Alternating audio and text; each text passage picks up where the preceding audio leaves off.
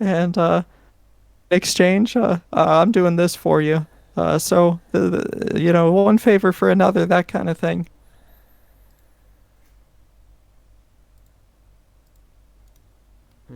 Alright then, let's go.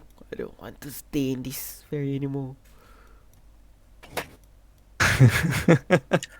Of course, you guys are. Also, Go ahead. a word of advice for you, small sea person. You are strangely stuttering for one of your, well, prowess.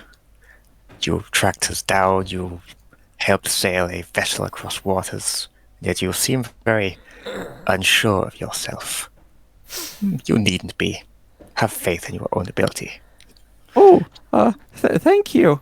You see his little cheeks flush a deep red as he gives you a warm smile, and he says, "Oh, that's very kind of you. I Yes. haven't gotten a compliment like that since my wife left me." Oh, that is sad.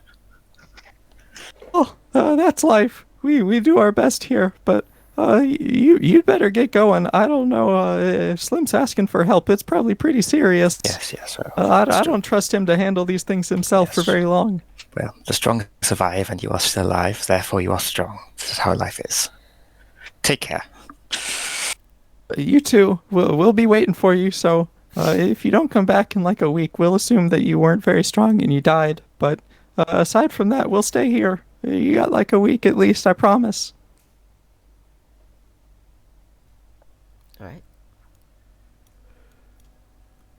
Well, you guys are, you have a map. You're able to find your way out of town pretty easily, and you know you're headed to the southwest. And Captain Osmond and his crew wave you off warmly with goodbye waves and wishes for good luck on your journeys. And before long, you've left them all behind, and you find yourselves out in the wide open plains in the southwest here. And you don't meet so many travelers anymore, but you don't meet much trouble either. And takes about another day, but oh, soon enough you find yourself approaching a house. It's backed up to the edge of a forest, and it's almost hidden amongst the beginnings of a tree line. And behind it to the southeast, you can see a pair of mountains looming.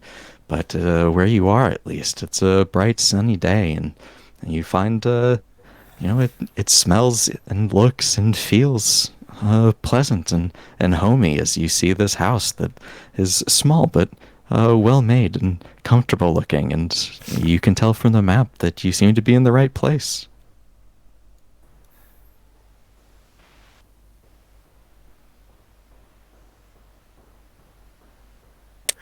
What do I hear if I was to listen around? Uh, if you're just sort of Just listening, yeah. you just hear, the sounds you would expect from a forest. You hear the chitter of birds and little animals scampering around, and the sound of wind rustling through leaves, and not much else. Well, Hey, it sounds normal. well, they're already here, so let's say hi.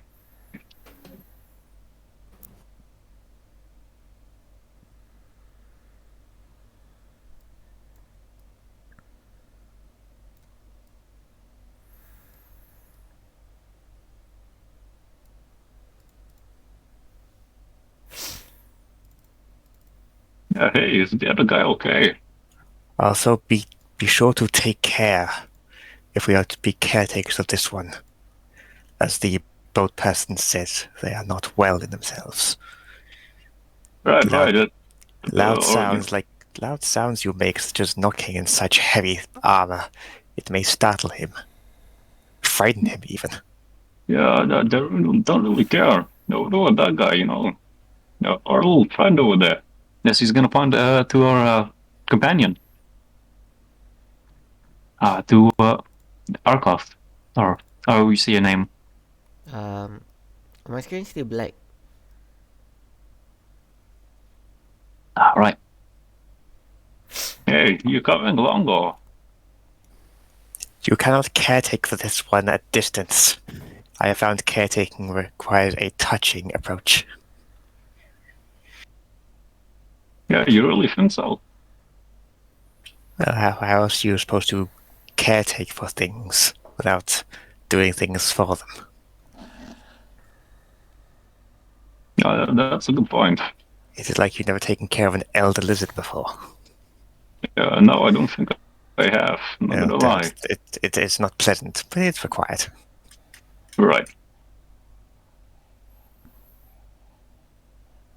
Well, as you guys approach this doorway, you can see that there's a small wooden sign in front of the house that reads Slimp's Medicinals. And for now, the door seems to be shut in front of you.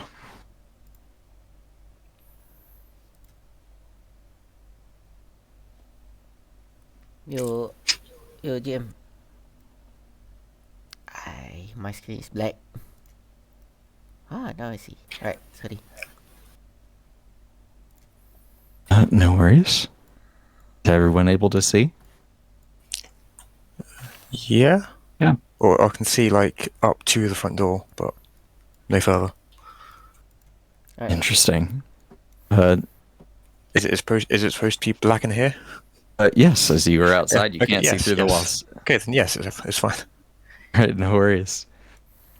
As you guys are gathering around this door, you guys hear, you hear some thumping of footsteps and some rustling amongst the insides of this house. And a moment later, the door swings open, and you see a young man standing before you, and he says, "Hello." We are your caretakers. Do not worry. Oh, are you from the Concordance? I would immediately kind of just step in front of the door, staring through. Can I ask how tall this door is, DM?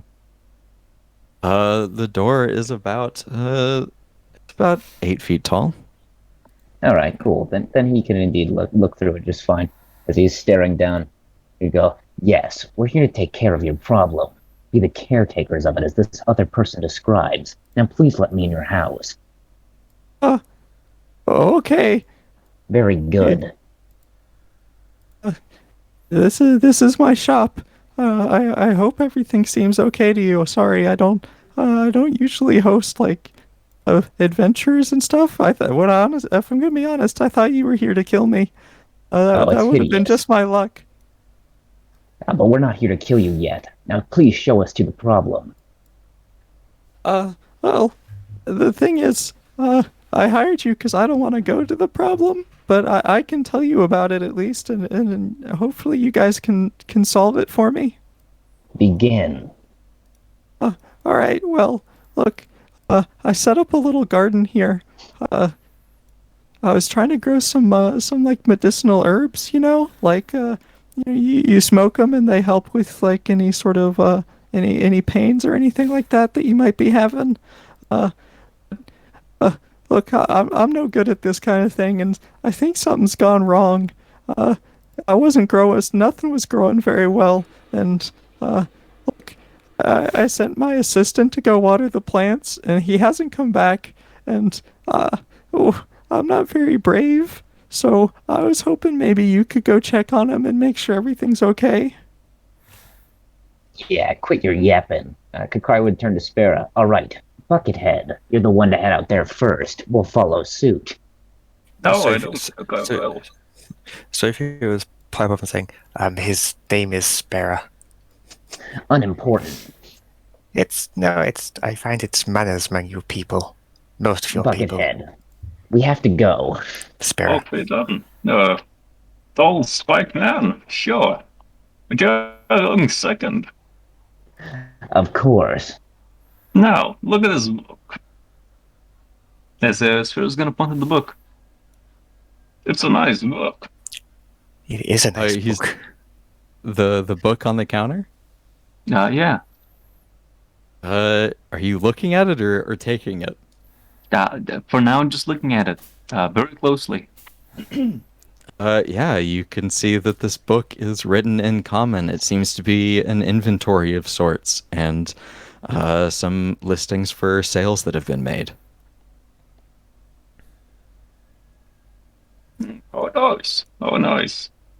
Right, so why these plants? The garden's a little bit northeast of here. If you take the trail out east, it should lead you right to it. No, I know it's north, but what's east?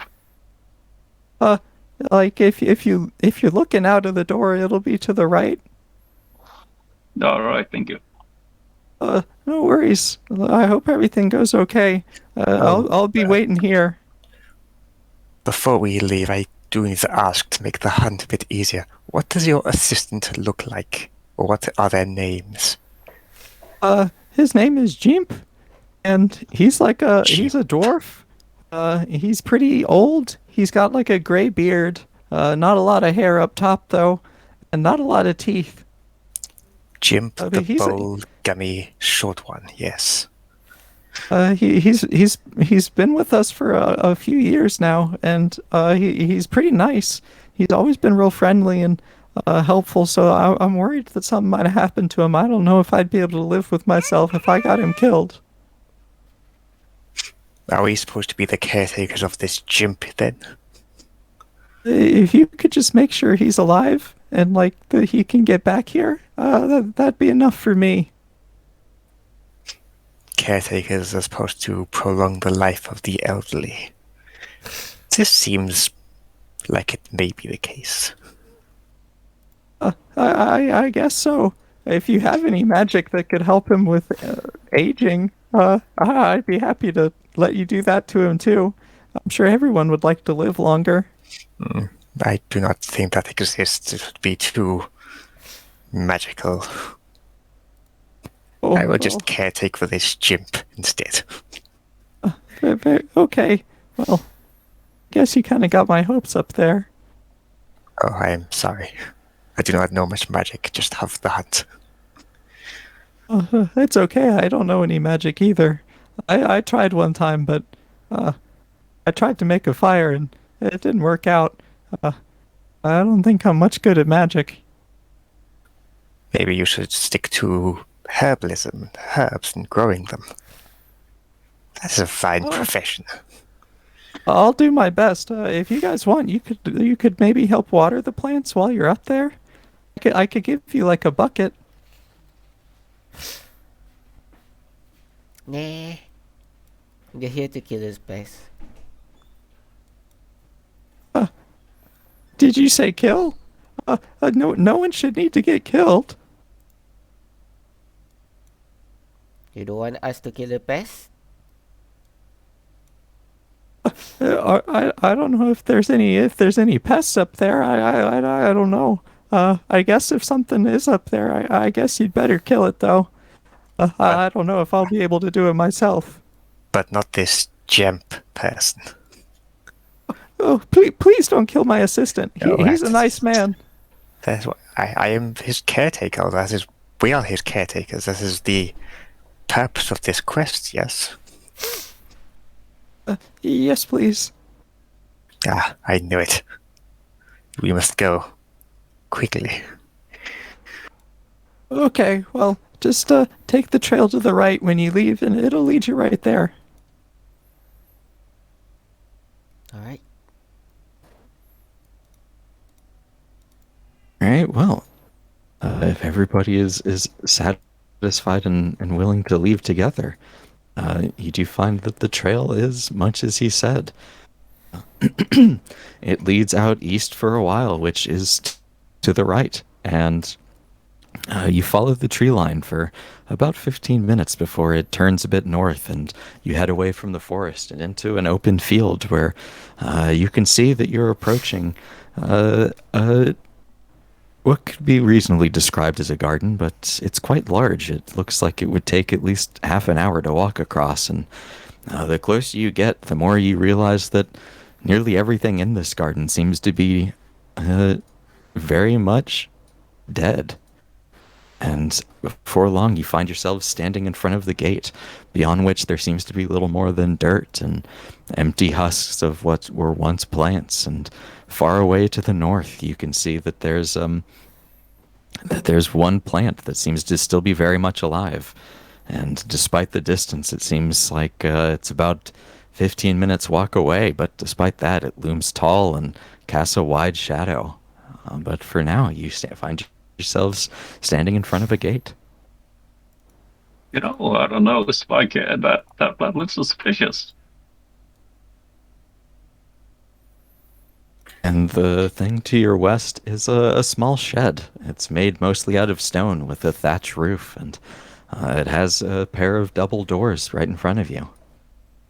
Certainly does look suspicious. I'm not sure how to think of this place. Keep your So weapon ready. Sophie will knock on the shed and say, "Jemp, are you inside?" You don't hear anything in reply. I do not think Jemp is in this shed thing.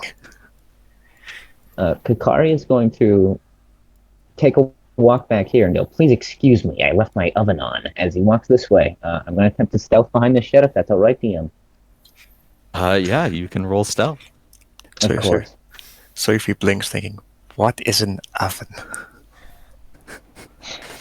With a 26, you feel very hidden from these dead plants. Of course. Wouldn't want them seeing him.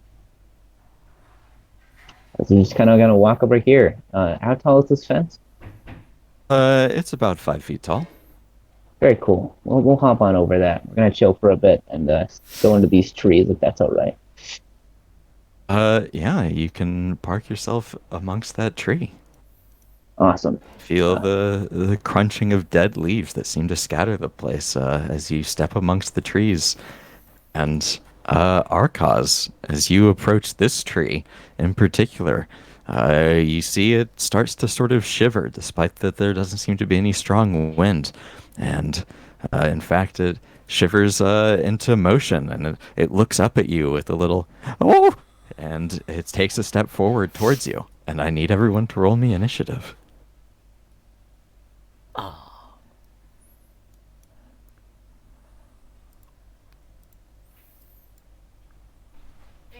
Hmm.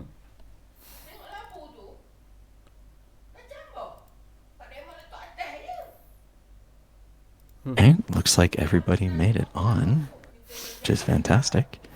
And is it Sophie? Saying that Yep. right? All right, yeah, Sophie. You're the first to respond as you see this small bush take a step towards your friend. She will move over where she can more clearly see it.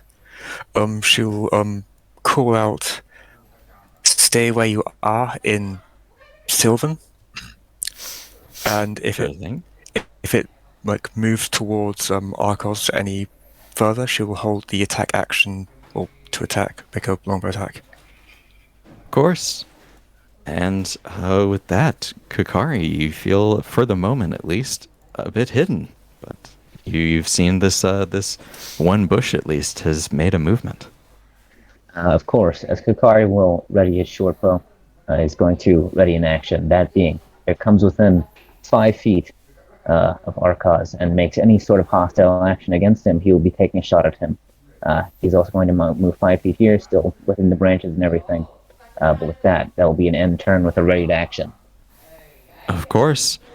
And with that, Arcaz, it's over to you. Can I cast message to this tree, like to talk to him? You can certainly try. This one, can I?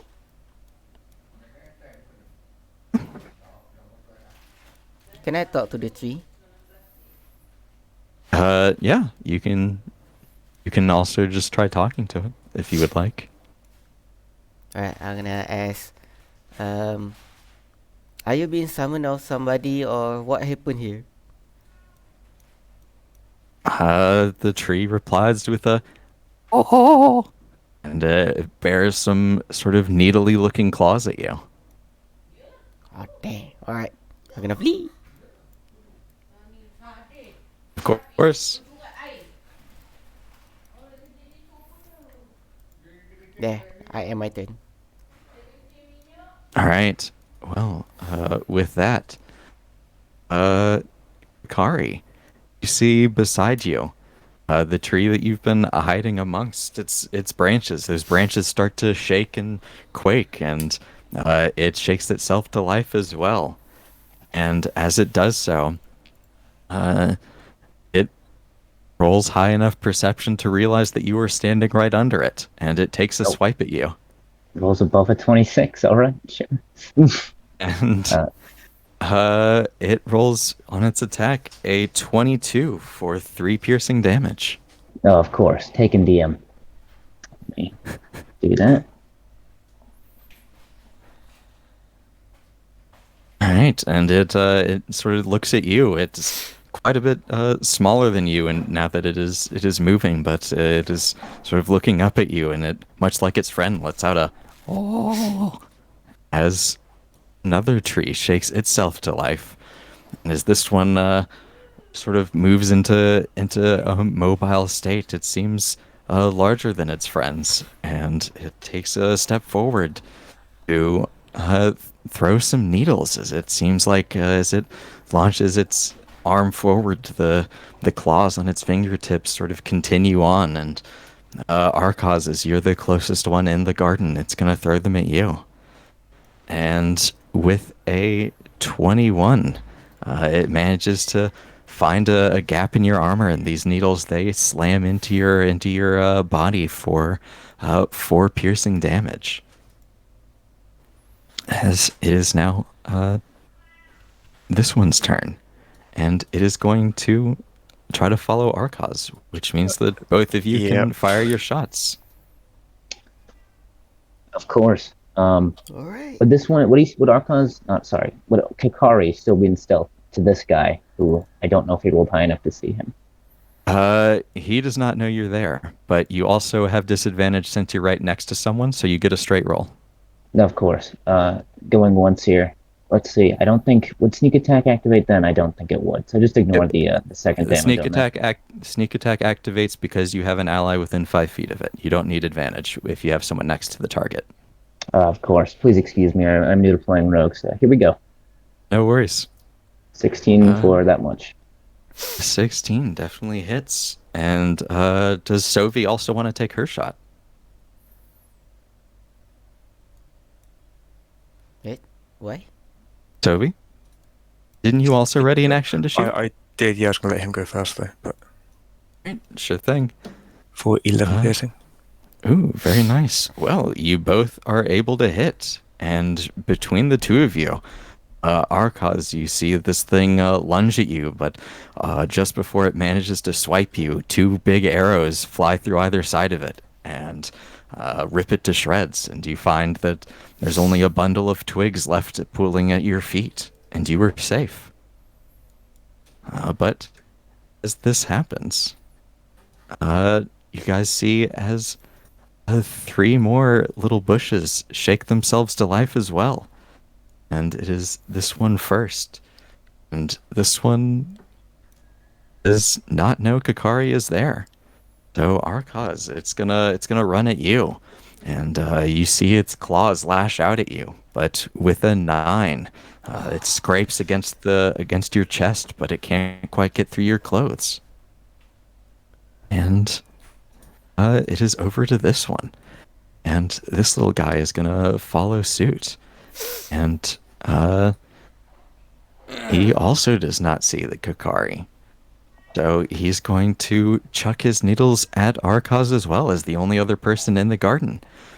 With a 5, these ones miss as well, and you feel, a handful of little wooden needles bounce harmlessly off of your sleeve. As we move to this one. Yeah. Who?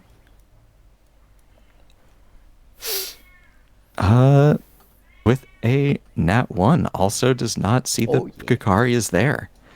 And Oh, no. takes another step forward. With a 5, Arcos Yes. feels another set of needles on another sleeve bounce harmlessly to the floor. With that, it is Spear's turn.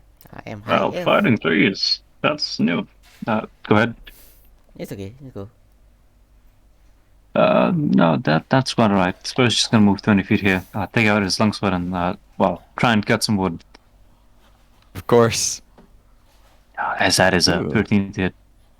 13 is just enough, and you manage to kill this thing in one blow. How do you do this? Spirit takes out his weapon. He's going to just, try and use it as an axe, as one would say. He's just gonna swing down and start swinging at it. A lot of force. Of course, you swing down at this thing and almost cut it in two. It's a flimsy little bundle of things, and much as before, you find it explodes into a bundle of twigs. Anything else? No, this is all. All right, then we're back to Sophie. I will fire at this one with a longbow. And if that hits, I'll make course. it my favoured foe and deal an extra d4 if it hits. 19 to hit. Yeah, 19 definitely hits. And I'll deal 10 with- piercing. with 10 damage, this thing takes the full damage from that, and you can tell it is barely hanging on. Anything else? She'll try and shout out in Primordial this time, stay, but don't know how much effect that will have, but we'll see. They don't seem to understand you. Well, I've tried Sylvan, tried Primordial. It's just... I'll talk in damage from now on. Of course. Kagari. Please excuse me, I'm measuring some stuff out here. No worries. Right. Cool. Kakari will go. Well, actually, he'll do that in a second. As Kakari will move 10 feet up this way, but not before using his cunning action to disengage. Please excuse me. Of course. He's going to move like that up here, attacking this guy at advantage because he is stealth, I believe, to him. Going once. 24 for 11. Hey, yeah, 24 definitely hits, and 11 is just enough as you burst out from the shrubbery. You're able to find a critical spot, and you stab right into this thing, and much as its friends, it explodes into a bundle of twigs. Of course. Kakari will then use the rest of his movement to move like, let's see, he's going to move like this and turn to Arcos and go, take care of the one that was behind me, won't you? And then end turn. All right, and with that, back to Arcos himself. My all gonna help me. My all gonna use action help to help me, and then either gonna cast firebolt to this guy. Sure thing.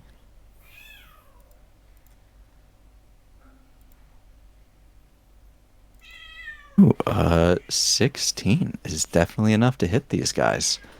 And, they seem to be especially vulnerable to fire.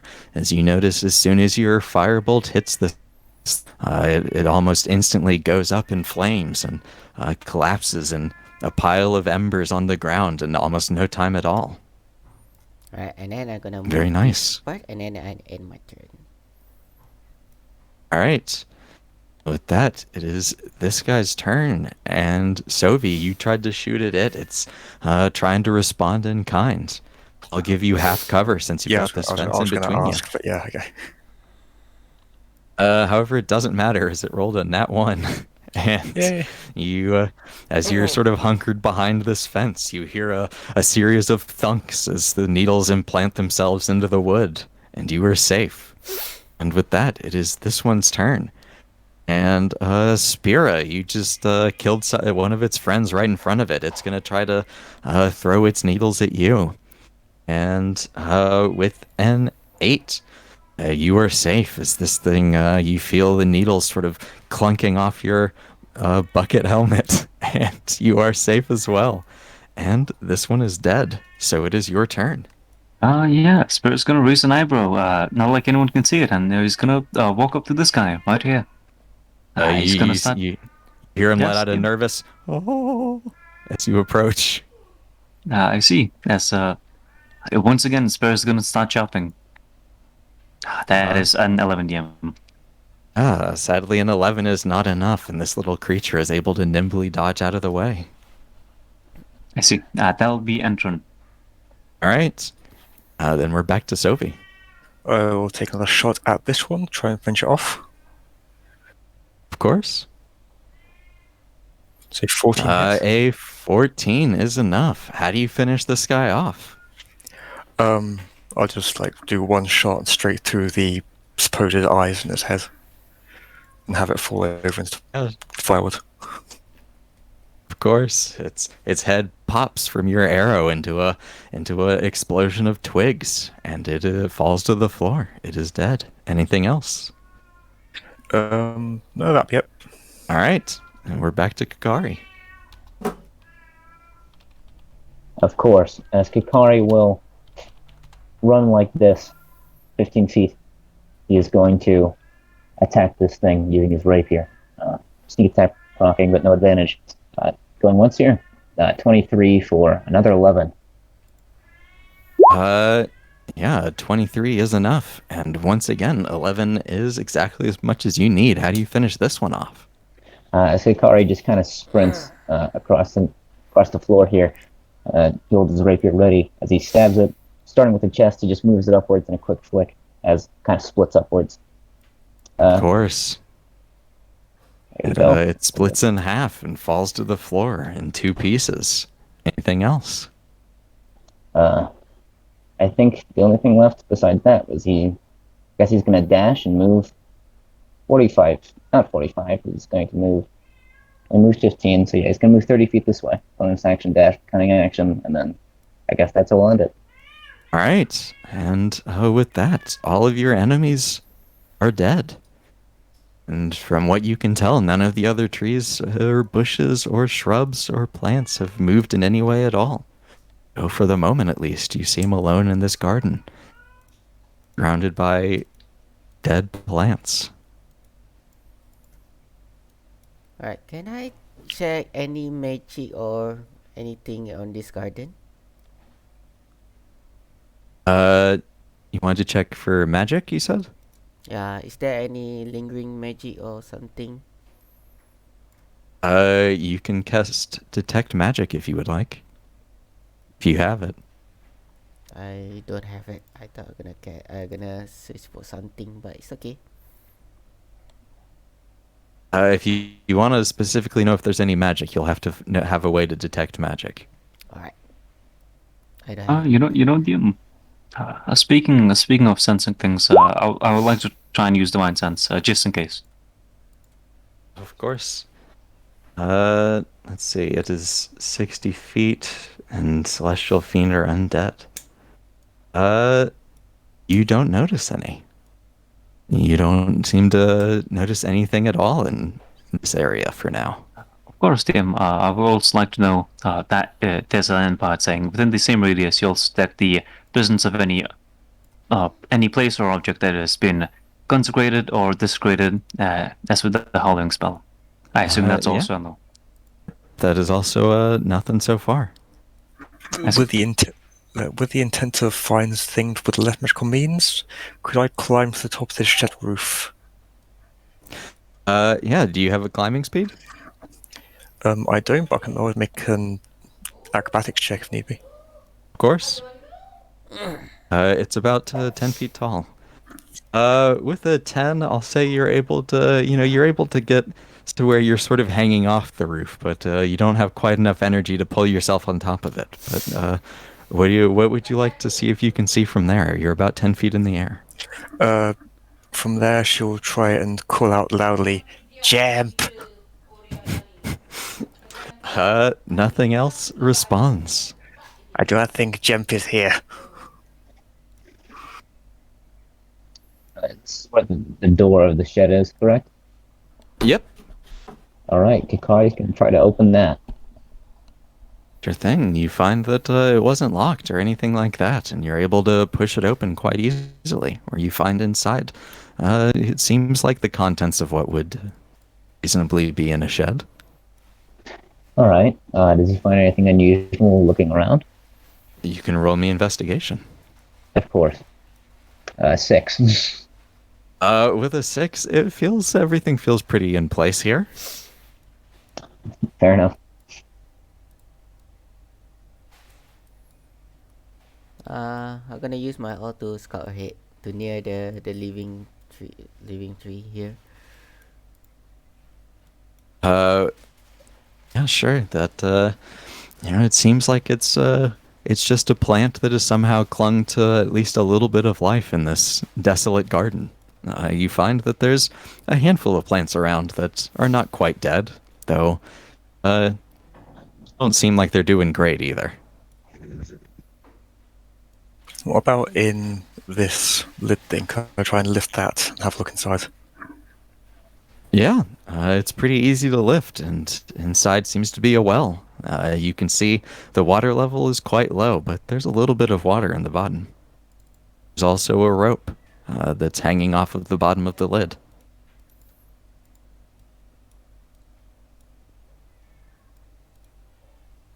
And there's no bucket attached to the rope at all, it's just a rope on the end of it. It's just a rope. You'll remember that Slimp offered to give you guys the bucket. Should we all try and call down the well? Jump! You hear only your own voice echoing back. Jimp. You know, he did say he was gonna pay us extra for watering his plants.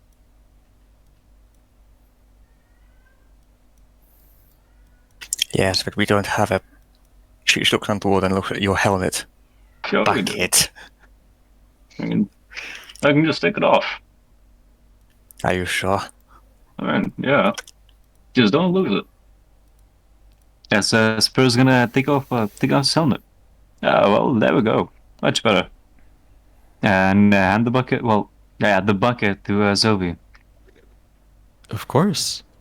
If you would like, you could try to tie it to the rope. Yeah, I'll try. Make me a sleight of hand check. Oh no.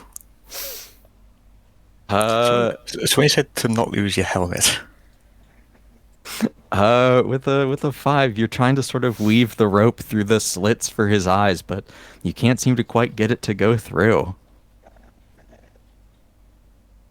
Alright, give it to bigger me. eye holes.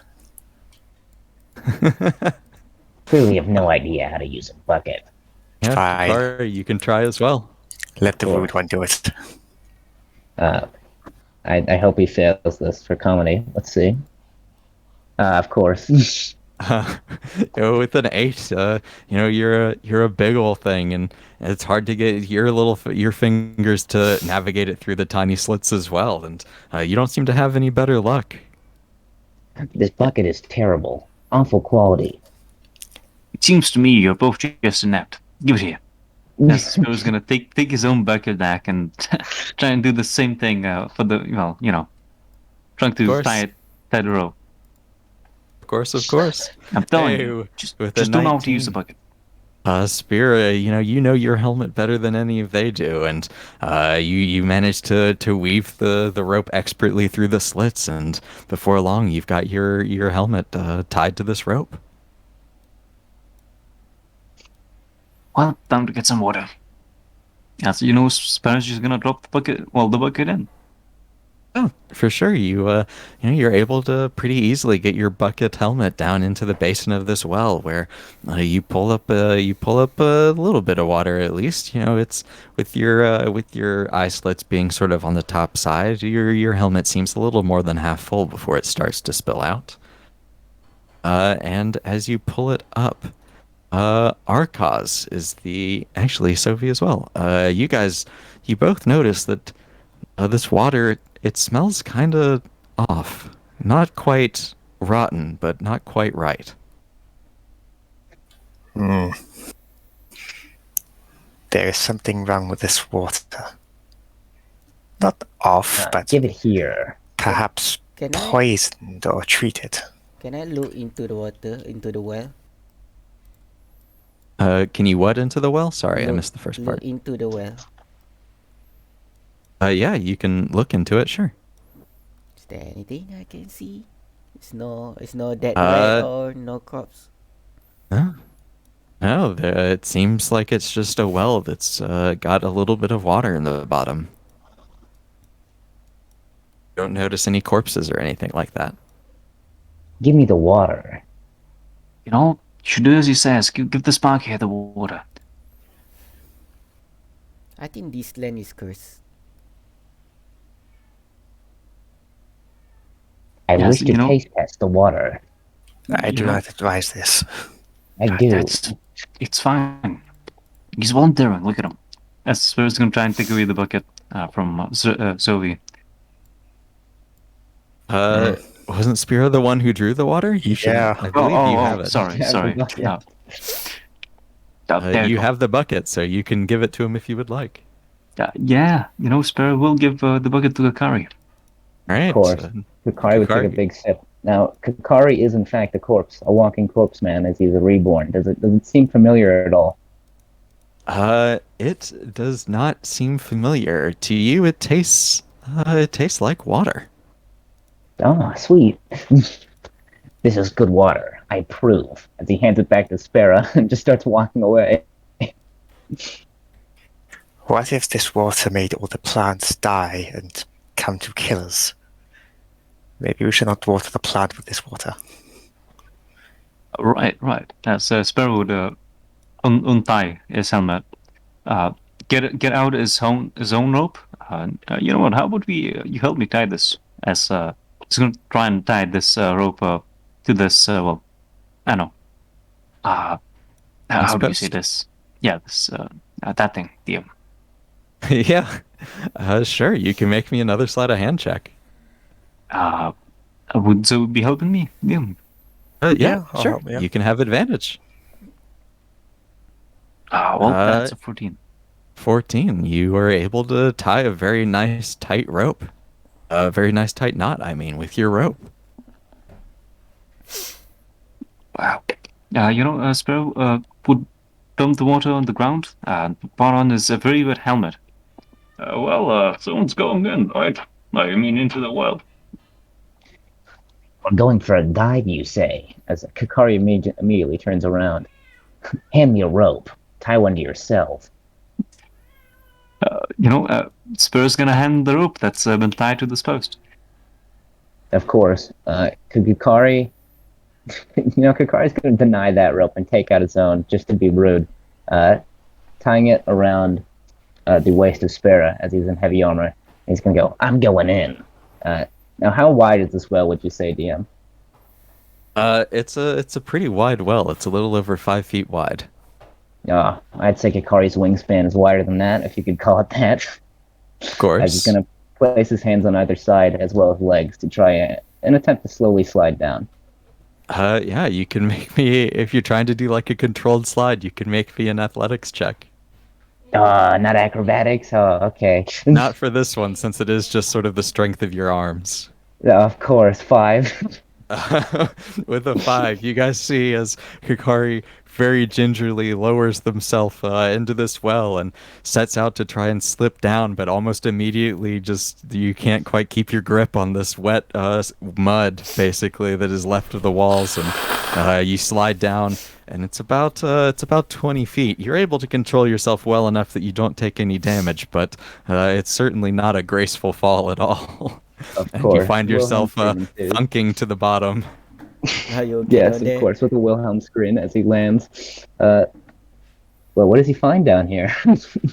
Yeah, you find that as you reach the bottom, your feet sort of sink into this deep muck, and the water, it seems a little bit off almost in its color. It's still clear, but there's a little bit of just a hint of greenish nastiness to it, and as you're sort of right in it, you start to smell as well that it just doesn't smell quite right. And you don't notice any corpses or anything like that polluting it. So there's no obvious cause. Okay. Kakari is going to just stick his head in the mud. He's going to be looking for something. If he can through anything, through the green water, did you say it was?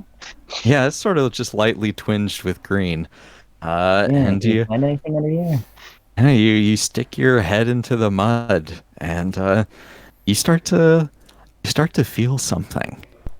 It's as if you feel the roots of trees, and they're sort of thin tendrils that are sort of crisscrossing the floor of this basin. And you're strong enough that you don't sort of get completely stymied by them, but you can't get more than about into your eyebrow depth into the mud before it stops you. I see. Hikari will look up and go, as loud as he can. I'm not going to be actually loud to let's just not disturb anyone, but he can go, something's weird. Plants don't want me looking in the muck. Yeah. Yeah, So you need sorry, a shovel. advanced. Go ahead. That's what I was gonna say. Yeah, you need to like an axe or a shovel down there. Uh, I do. You know what? I'm tagging out. As Kakari would just start like clambering his way up this rope. He's gonna jump out of the well if that's all right. You can make me another athletics check with advantage since Spear is helping you by Of holding. course. Hey, 18. with an 18, you're much more graceful getting up than you were getting down, and soon enough you find yourself back on safe ground. Of course. As Kakari goes, why don't you go down there? I don't want to deal with the soup anymore. As we'll stand here. Please excuse me. I have something in real life to take care of. I'll be right back. Okay. Does anybody else want to go down the well? You know, the Spur's gonna go in to the shed. He's gonna look for something like a spade or like a sharp axe. Yeah, roll me investigation. Of course. I don't. I don't imagine this is going to end well. A 12 is enough to notice that. Sorry, excuse me. Is a 12 is enough to notice that there's a lot of implements and tools and such in this shed, but none of them seem to be the things you would actually want for a garden. There's like a set of pliers and a large sickle like you might farm a field with, and a tiny sickle, though you don't really know what that one is for, and a pickaxe, as well as like a mallet. Those seem to be all the tools that are available.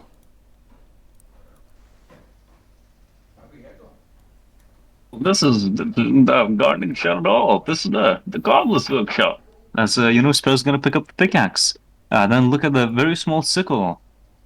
Go concentrate. Try and remember if this. I don't know. Is this like a strange holy symbol or something? You never know.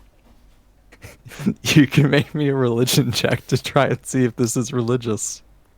Oh, he's gonna put the sickle and the hammer together. Go even more. Then put that away.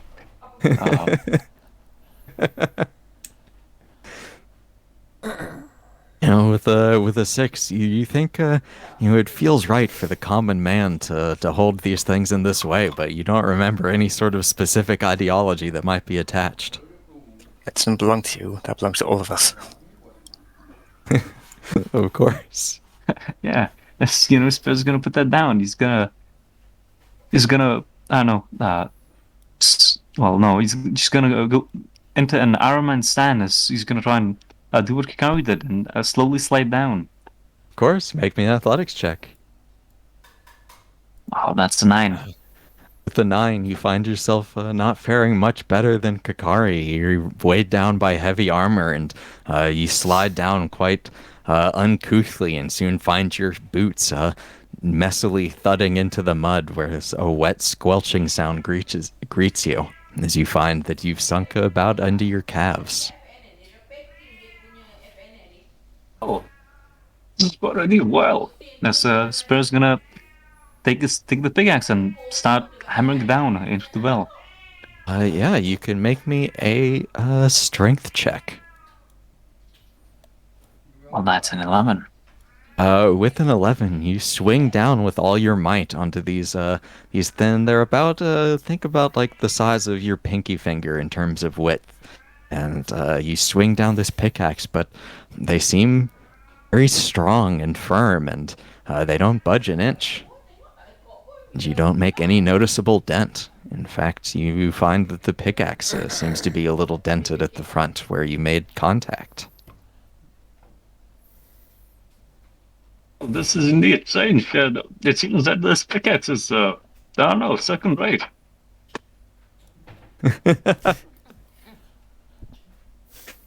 As Spur's gonna try and Thank you, Mark. kneel down there. Try and see if there's any specific. I don't know, like where's the water come from? Is it just seeping from underground or? Yeah, it's in terms of the water, it seems like it's pretty normal in where it's coming from. It seems to be sort of seeping in from the ground below. Right, right.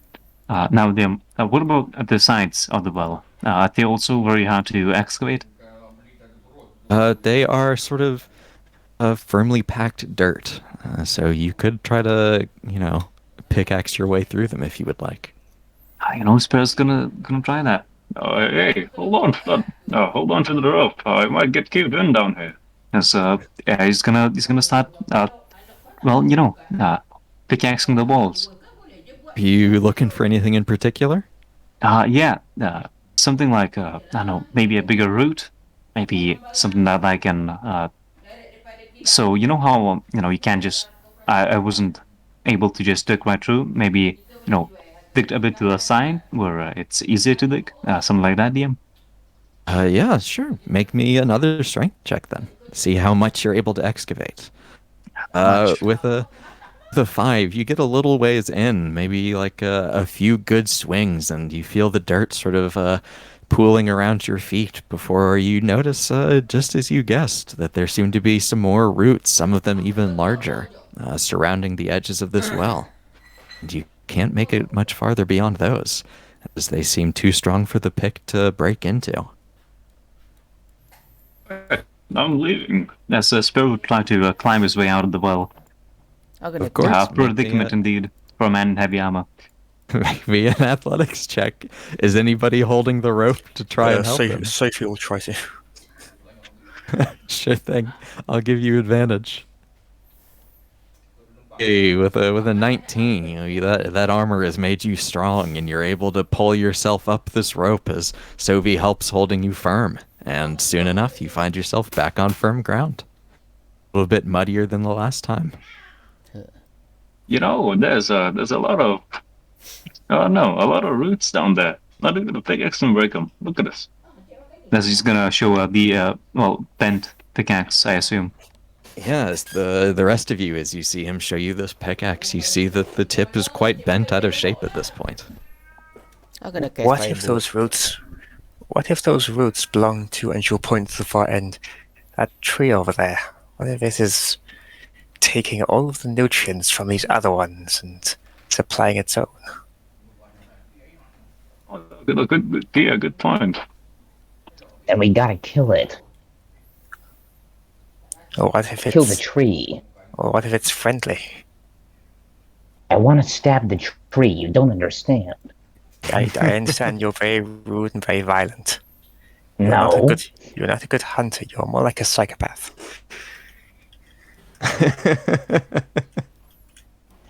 Well, you can see from here that the plant in question is quite a ways north. It's about a 20-foot walk north, and even from here, it seems to be looming quite high off the horizon. To be You so all- big yet so far away. You must have very long roots. Been here quite a long time. Well, are you all happy to continue north together? Yep. All right. Well, you're able to head north, and you find that for a while this place continues much as the entrance, where you find rows and rows of dead plants, though no more make any movements or attempt to stop you at all.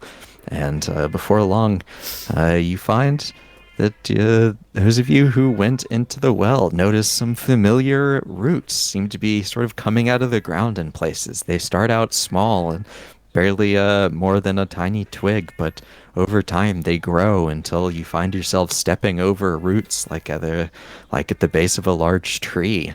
And they all seem to be leading to one place. And as you approach this plant, it looms tall over even the tallest among you. Seems to be at least 15 feet tall, and it's hard to even call it a tree. It's more just a mass of leaves that looms up above you as you find yourselves approaching it. And its roots, as you get closer and closer, get larger and larger until the ones at its base seem to be almost 5 feet tall at their highest points. And they come out of the ground as jagged formations and before plunging back down again. Upon walking around, at some point Gakai would go, trees, as he again goes into the forest and attempts to hide. Of course, you can roll stealth. Of course, 20, and because I want to use it at least once, I'm gonna do something here. That being this, roll a d6 and add to that check because I like to. I'm making it a 25. All right, with a 25, you feel like none of these dead trees know you exist. Perfect. And the live one doesn't seem any more aware of you either. Alright, I'm gonna use my all to scout ahead. Yeah, of course. What is your owl looking for? Any sudden movement or any unnatural something is not supposed to be here. You don't notice any movement of any sort, actually. But your owl does notice that, right over here, there seems to be a small dwarf laying down in the dirt. And your owl can tell that he is breathing, but he doesn't seem to be moving other than that.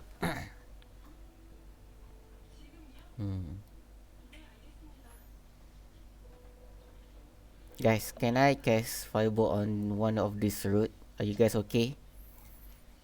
I don't want to start the boss fight yet. Yeah, okay. Good boss, it's just a free. Come on. Oh, no, it's just a shine tree, yeah, of course. I don't want to risk angering a tree and starting events that may not be able to be taken back. Okay.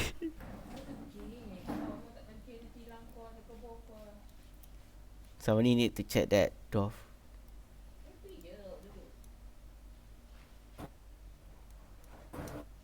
Is your owl checking the dwarf? He looking around that dwarf. Yeah, your owl doesn't notice anything else around the dwarf. He's just sort of collapsed on the ground.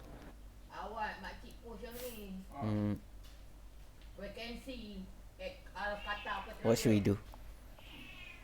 Wait, there is dwarf? Where is dwarf? A little bit northwest of you. Jump. And Sophie will rush towards Jump.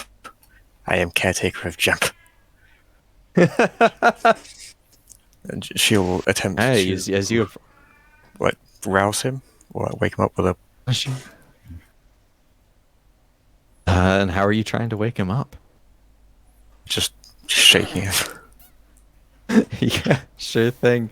As you shake this dwarf, you find his eyes flutter awake, and you see that they're incredibly bloodshot, and they barely seem half open before he notices you standing above him, and he lets out a scream. He goes, and he lunges up in one motion and tries to swing a fist at your face, but he can't quite get to you, and he tries to run away from you. Jump, wait. I am caretaker. He, Your plant friend sent me.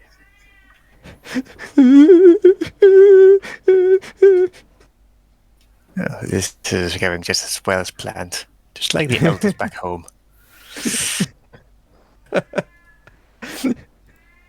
he seems terrified of you guys, and he tries to hide behind this plant, behind this root, but you guys are able to tell where he is. At least he's not in a great state, and so even though he's crouched behind a root, you can hear him whimpering and letting out little I'm gonna cast noises. mage hand and The slap dwarf his would face. hear it.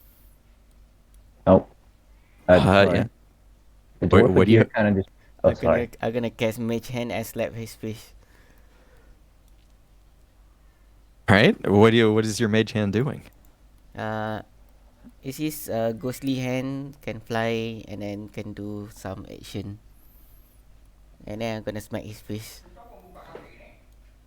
Gonna hit him? Yeah, you cannot hit. You just do an action.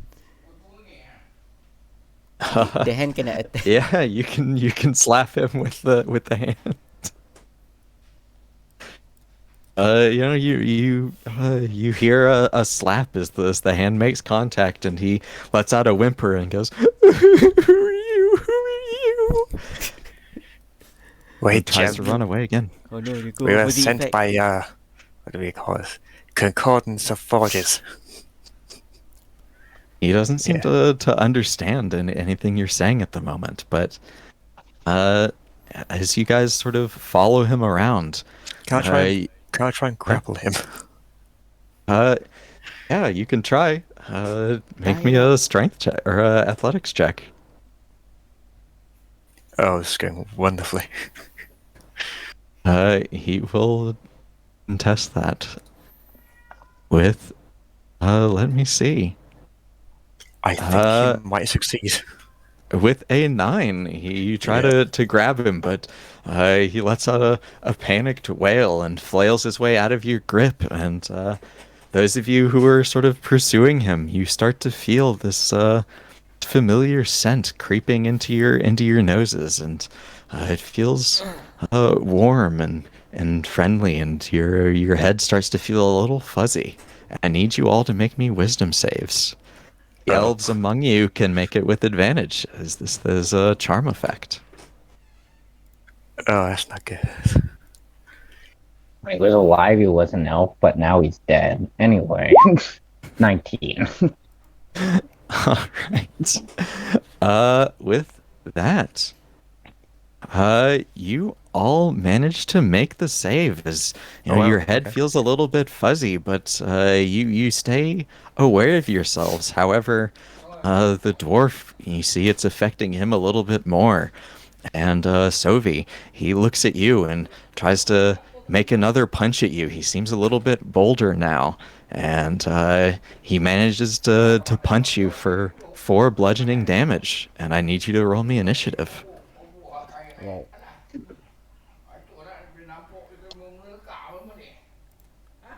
Oh, this is just wonderful. Time to stab a dwarf. Alright. And 1. Tie it up, tie it up. All right, everyone made it in. Everyone made it in. So these are just a bunch of terrible initiative rolls. So with a 9, Kakari manages to go first. Funny. Kari doesn't see this dwarf as much as a threat, so he's just gonna stay stealthy. He's gonna chill right here and just watch. End of turn. All right, in that case, it is the dwarf's turn. And Sovi, he's going to try to punch at you again. But with a 5, he doesn't manage to do so, as he lets out a pained yelp as his hand bounces harmlessly off of you and No, says, no, "Go away, go away!" no. And you see as he does this, the plant itself seems to move. It pulls itself forward with all of its might and manages to get just a little bit closer to you. And you feel this plant. It stretches out a leaf, and this leaf sort of brushes against your cheek as if it was being blown by the wind. Though you don't feel any wind around you. But with a 7, it doesn't manage to have any effect on you. And Soviet, is your turn. I'm going to feel that, thinking now's not time to chase around a frightened dwarf. I will disengage. Of course. To there, and that'll be my turn. Sure thing. And with that, we're over to Arcos. Alright, then I'm gonna use my owl to help me. And then I'm gonna cast Firebolt to this tree branch something. Of course. 15 is definitely enough, and you see a little flame erupt and quickly engulf one of its leaves. Very nice. Alright. I'm gonna hide in this corner. And then I end my turn. All right. In that case, we're over to Spera. All What? Who farted? What's the smell about? So I suppose we're gonna move closer, DM. I'm moving Of up to course. here. He's gonna I don't know, he's gonna pick up some sand and then throw it at the plant. you Yeah, can take this. you Yes, can throw sand as a free action. no, DM. This is an actual thing I'm gonna do. I'm gonna drop my longsword, and this is just reflavoring for Eldritch Blast, as I would say. All right, sure DM. thing. Yeah, 19 definitely hits. As that will be my turn, DM. It's 2 damage. As we were back to Kakari. Time for some deforestation. As Kikari would run up 15 feet like so, and attempt to stab it, I think at advantage? I'm not really sure how this tree's sight works, but, I'm guessing. It does not rely on sight, and you get the feeling it knew where you were. Alright, fair enough. As Kikari attempts to stab it. I guess not an course. advantage, and ignore the sneak damage. 8. An 8 is enough, and you manage to stab through a few more leaves, and they fall to the ground with little rapier-sized holes. Of course. As Kikari will move, disengaging first as a bonus action. If I can course. zoom out on the map so I can actually drag him around, that'd be really cool. There we go. As Kikari will move like this, 15 feet. EOT. All right, and with that, it is the little dwarf man's turn, and Kakari is his best target at the moment. So he's gonna chase you down, saying, "Stop it! Stop it! Stop it!" And he tries to slam into you as he runs at you. You see his arms are sort of flailing out in front of him, but with a 7, he sort of stumbles to the floor as he tries to hit you. And you are unharmed as we go back to the plant, which drags itself once more with all of its might to get closer to Spira. And Spira, you feel much the same thing that Sovi felt a few seconds earlier as the leaf sort of brushes against a rare patch of bare skin, finding its way under your helmet. But with a 13, it is not able to hit you. And you don't feel any effect from it as we go back to Sovi. Yeah, we're going to come back around. We're going to try and grapple the dwarf again. Yeah, sure thing. And you can make me an athletics check. This is just going terribly. Well, lucky for you, the zombie rolled a nat 1. I'm sorry, the zombie? I mean the very alive dwarf man rolled a nat 1. So you have managed to grapple the little fella. I'll give him a little. There you go. That'll indicate his grappliness. Anything else? Would it be a main action to use a rope to try and bind him, or would that be a main action? That would be a main action because that's a lot of doing. All right, I'll just hold him for now then. Sure thing. In that case, we're back to Arcos. I'm not sure what to do here. You know what? I'm gonna cast Firebolt to this thing again. Of course. Hey, a 20 definitely hits, and it takes full damage as you manage to burn a few more leaves away. Anything else? Yep, that's it. All right, and in that case, we're back to Spira. Yeah, Spira's gonna pick up his sword again. He's gonna try to chop the whole branch off. Of course, That's an 8, DM. Yeah, with an 8, you're able to chop a little twig off at least. That's good enough. As that will be turn, DM. All right, what does Kakari got? Kikari's gonna look the dwarf in the eyes, or, more of the zombie, and go, if you even attempt to swing at me, I will stab you. As he goes like this, 15 feet. He will try to swing at you with disadvantage. Yeah. And that gives him an 8. So, you're able to escape. His little dwarf arms can't reach you. Of course, he did not hit him, so he won't get stabbed today. Instead, Gikari goes for the plant once again, going once with an 11 for 15. Hey, an 11 definitely hits, and the plant takes that damage as you're able to pierce another handful of leaves, and they fall to the floor. Where almost as soon as they've left the main body of the plant, they seem to shrivel and wither away, like the leaves that you found scattered around the floor here. Of course, as Gikari will again disengage as a bonus action and head 15 feet this way, ending turn. Sure thing. It is now this dwarf man's turn, and he's gonna try to break the grapple. And he's not very strong, though. I'll tell you that much for damn sure. Uh, and he gets another nat 1, so nothing you do matters. He is not able to escape. So with that, it is this plant's turn. And Spira, it's trying to touch you again. And with a 22, it manages to roll high enough that as this time, as its leaf sort of brushes against your cheek, you feel that same fuzzy feeling, but stronger and more acute this time, and you take 5 psychic damage. As we go back to Sovi. I'll try and bind Jemp with a rope. Yeah, you could do a sleight of hand for that. I could, but I'd probably roll it under 5.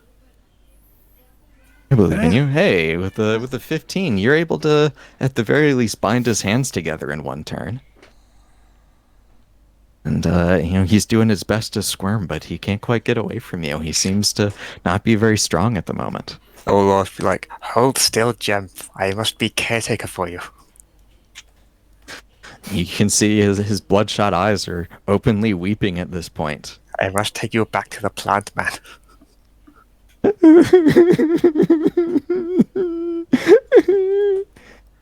Anything else? That'll be it. All right. We're back to Arcos. James, can I fire this tree? Is it? Can we burn this tree? The tree is the little token is representing the tree. It's been moving, so you've been attacking the tree. Yeah, we've been attacking his branch, right? I want to attack the bark of the tree, like the core of tree. Yeah, that's it's all here now. Oh, okay. I'm gonna cast grease to this area. Yeah. Sure thing. Ping it for us. Wait a second. Yeah, for sure. You can draw a 10-foot square and to show where you want it to be. Like this. Sure thing. Alright. I'm gonna. Oh, sorry. And then I end my turn. All right. DM, I will. Yep. I'm pretty sure it has to make the dex save, as per the spell. I'm doing that right now. Can a tree fall prone? That's the No, I question. cannot. I mean, it is standing. Yeah. So. Wait, what? Really? But guess. it makes the save regardless. So it is standing in its own way in the grease. Aku gonna shout, Sphere, careful, I'm gonna light it up. All right. Anything else? Yep, that's it. All right, and we're over to Spira. That's what Sparrow says. He just says what as this tree's making very strange advances that he does not like. So he's gonna Hexblade Curse it as a bonus action, DM, and stab it as usual. Sure thing. And if you could ping the curse for us. Yeah, sure. Hold on, let me just find it. I believe this. Yep, it's this one. Yep. I will give it a little. Indicate The damage is already in the attack and all, so don't worry about that. All right. And 14 is definitely enough, and it Mhm. takes that damage. That's end turn. Right. In that case, we're back to Kakari. Kari's gonna do the thing that rogues do and run up 15 feet and attempt to stab it. Going once here. What a 22 for surprise. 16. Hey, that definitely hits, and it takes that damage, and you can see that at this point there is not much left to this little tree buddy. Of course, as Kakari does the other thing that rogues do, which is disengage as a bonus action, move back to where he was standing. Ending turn. All right, it is now this little fella's turn, and Toby, he's gonna try to smack you, but he's gonna get a hefty penalty for the fact that you have restrained him. And with you corralling his hands, he can't quite make it to you. You are safe, as it is now the plant's turn once more. And this time, you see, as its turn begins, it seems to sprout a few more leaves, and it grows a little healthier. And it does its best to pull itself out of the grease.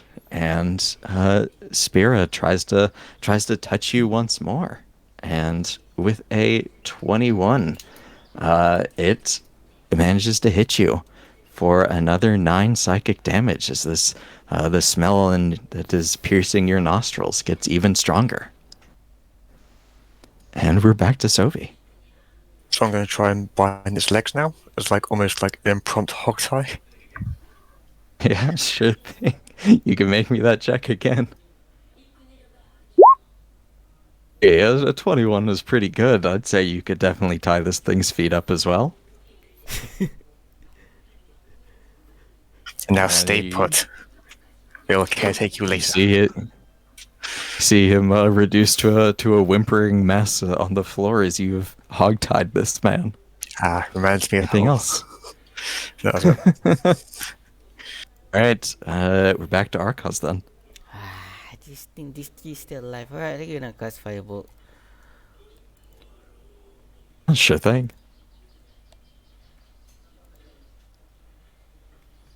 Hey, 23 definitely hits, and you managed to burn a few of those leaves that just regrew away. Anything else? I'm gonna move 10 feet ahead. Yep, that's it. All right, back to Spira then. Yeah, Liam. Is still going to try and stab this thing, Liam? Of course. Beautiful. Ooh, with a crit, that is enough. How do you finish this plant off? Spira, in his anger and slight psychedelic rage from the plant, is just going to start chopping everywhere. As he even gets into the grease to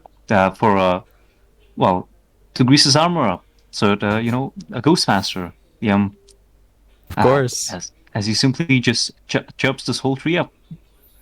All right, yeah, you find yourself, you're able to chop it to pieces, and soon enough, you're standing amidst the ruins of a once mighty plant. It is dead. Anything else? Yes, DM. I also heal from killing this thing because it had the curse on him for exactly 5 HP. Of course, of As course. it's charisma plus proficiency. But this is all DM. All right. In that case, we're over to Kakari once more. What would you like Of to course. do? Kakari, I don't know, the tree's dead. I guess Kakari will just, here's what he's gonna do. He's gonna move, like, cool. The map's being weird, but he's gonna move like that. And then he's gonna, as a bonus action, attempt to hide. Because, I don't know, why not? 14. Yeah, you feel very hidden from the weeping dwarf. Anything Sweet. else? No, that's the end of the turn. All right. It is now the dwarf's turn. And he's doing his best.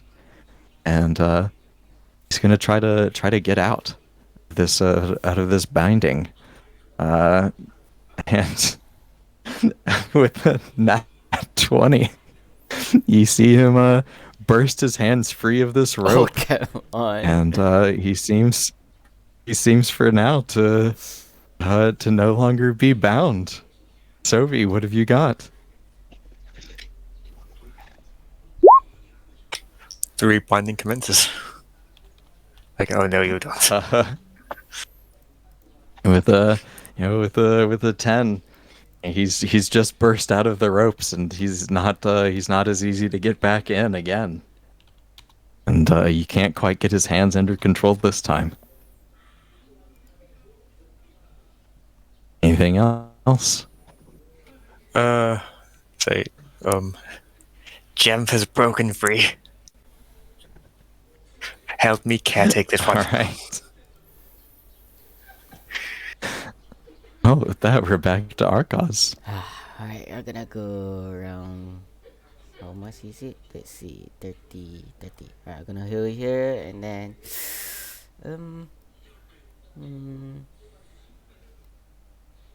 No, I end my turn. Yep. All right. With that, Sparrow, you've just destroyed this plant. What have you got next? Well, yes. I'm just gonna put next where he was. Then again, that doesn't really matter. I'll roll the dex save just just in case. I'm pretty sure that fails, as he is now prone. But yeah. He's just gonna crawl a bit, stand up, and walk up to this dwarf man. All right. As he's gonna look at him, and he's gonna make a decision. As he's gonna raise his longsword and gently smash his head in, not only fleet him. Of course. That is supposed to be 2 damage less, so that's 10. All right. 16 definitely hits, and he looks like he's taken a pretty serious injury from that, as you leave a little dent in his head, but he's still standing. What? Anything else? Nope. All right, then we're back to Kakari. Of course. As Kakari, using a bonus action to dash, will be launching out of the bushes, up to here, attempting to non-lethally stab this man. If you can do that. I know you actually can't mechanically, but whatever. You're stabbing him. But non-lethally. Anyways, here we go. For 17, with advantage. A 9. Definitely Really? was enough to hit on its own as well. Alrighty. And these things are not very, he's not a very well-armored dude. You can see he's just a dwarf in some tattered clothing. But, yeah, you're able to stab this man, and you see a little bit of blood trickling out of his side as he whimpers even louder and lets out a pained wail, but he's still standing. Okay. Guess the non-lethal wasn't needed. Yeah, Kakari's just gonna stand here, EOT. All right. In that case, it is the dwarf's turn again, and he has 3 good targets. So I'm gonna roll a 1d3 to see which of you he tries to smash for this time. 1 for Sophie, 2 Kakari, 3 Sparrow. 2 Kakari, he's going after you. And you see him raise his fist to try to smash into you. But with a 4, he's still struggling with the ropes on his feet and is a little too awkward to actually do any damage. And you see his hands, as they hit you, they almost only are enough to hold him up. And he just uses you to stay upright before giving out a little, oh God. And it is now Sophie's turn. Jemp, you are not thinking well. Why are all old things like this? Surely try to rebind his arms.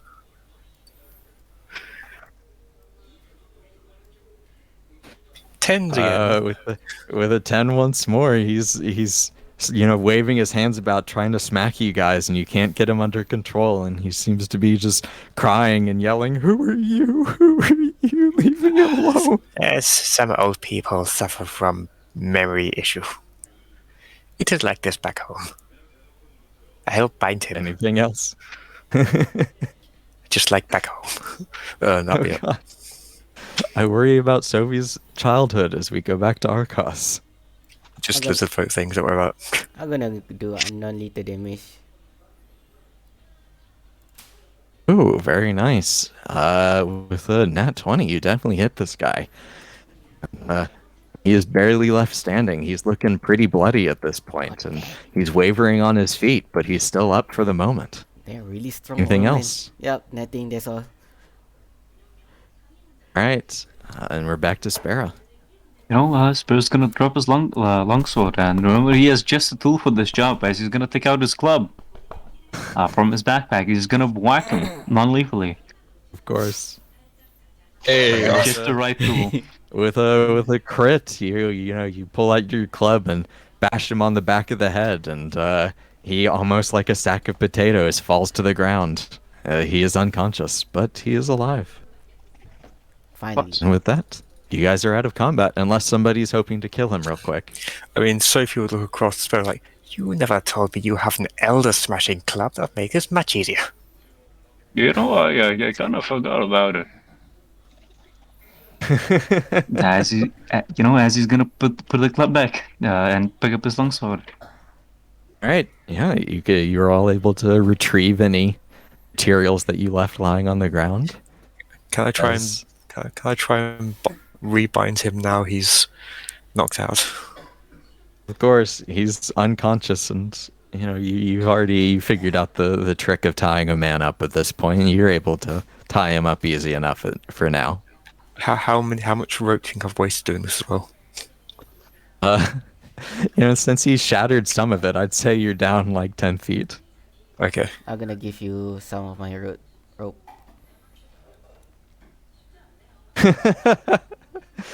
Well, what would you guys like to do now? Is the one living plant? You've all seen it get smashed to bits, and there doesn't seem to be anything else living in this area aside from obviously the dwarf that you've just clubbed.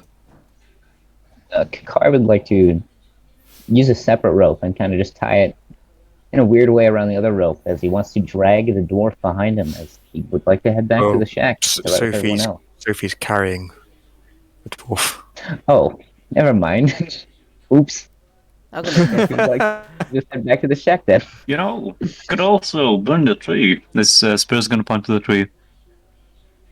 Well, we were Exactly, yeah. asked to caretake for the dwarf, not for the tree. And it does seem to want to kill things. Good point. sure. So Spur would continue on. Are you gonna try to burn the tree down? Well, it has survived and is strong. I see nothing to personally take against this tree, but if you wish to prove your own strength and burn it down as a show of strength, I will not stop you. First of all, you should walk around the tree.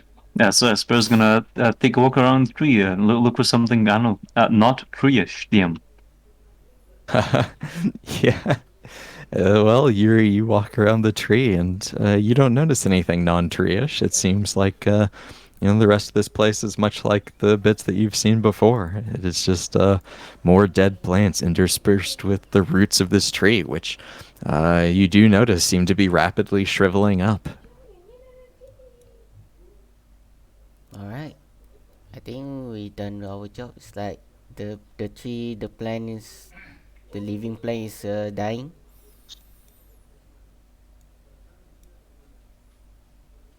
You know what? You're right. Let's just go. We may also need to tell the plant man that his plants are no more. I don't think he meant growing these. How about we check the well again? I want to do that as well. Alright. I suppose if the roots are dying, then that means this was truly dead and not a ruse. Yeah. All right. Are you guys heading back? Yep. Come, Jem. We go back to your friend. All right. Well, you guys are certainly able to get back, and you can head back to the front of the garden where nothing seems to get in your way this time. And soon enough, you find yourselves back where you started, at the entrance to this garden once more. DM, just as a quick thing, I would also use Divine Sense over there, just in case. Yeah, you would not notice anything. I see. Good.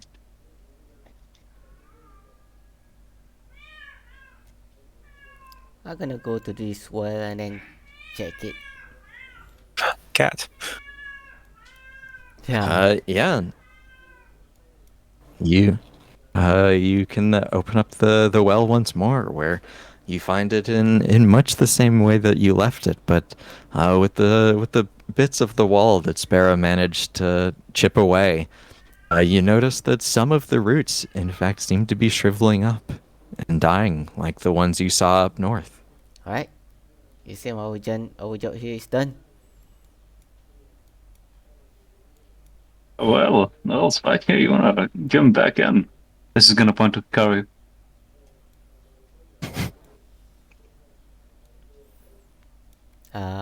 Where the dwarf?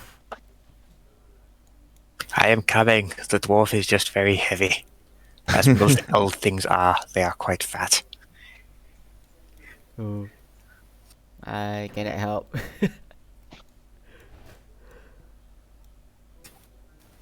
The dwarf doesn't want to come with me. I can move the dwarf. Don't worry. Thank you. I guess Uh, we... Someone did I hear someone else say that they were jumping in? No, no, no. Nobody said. Kakari's gonna tie a rope to the fence post this time, and just he's heading on down again. This time he's doing some sweet flips. All right, Alright. you can flip down into the place like a secret agent with an acrobatics check. Of course, and just because because I feel like it, we're doing this again. Let me roll a d6 for a All 20. right. Yeah, with the 20, you guys see Kakari gracefully fly through the air with a majestic series of flips before disappearing under the lip of this well, where you let out a couple more spins before falling gracefully to the floor, held up by this rope. And you find that it seems like the roots that were coming in from the north have all shriveled away and are left as withered husks of what they once were, but the ones to the south and east are still very much going strong. Um, oh, all What? right. There's still more tree? Kakari will look at him and go, huh, looks like we only got rid of one. There's even more to the... You said the south and east, right? That is correct. Seems to be more to the south and east. Oh, dude, you need like a pickaxe. There. Did you just throw it at him? No, he's just asking. Oh, okay. Yeah, hand it down here. I'll get a hammer as well. As Spear's gonna go pick up the pickaxe and pick up a hammer, and then he will just throw down the well. Oh, okay. Watch out! All right. I don't want anyone to kill their own friends here, so I'll say you can catch it pretty easily since you know it's coming. Okay, cool. Kakari will attempt to mine away some of the remaining roots. Yeah, make me a strength check. Oh, just a straight check. Yes. Okay, 15. With a 15, you drive this pair of tools quite handily into the roots, and you feel like you get a good swing, but the metal, as before, bends at the spot where it meets, and the root seems unharmed. Alrighty. Well then, Kakari will attempt to get back out of the well. All right. You could make a strength or an athletics check with advantage since you have the rope to help you. 20. With a 20, yeah, you climb out as easily as you jumped in, and you find yourself back on solid ground. Cool. Looks like there's still a bit of a problem, but we got the dwarf back. Well, what if we go back to the plant man? He may have things that can kill plants easy. Maybe. Let's check in. And bring him Jemp. That as well. So we're gonna go to Slim back. Oh, by the way, there's I don't know the no this shack doesn't really have any gardening equipment in it. Just has some I don't know maybe some wood covers. Oh, wood covers tools maybe more like.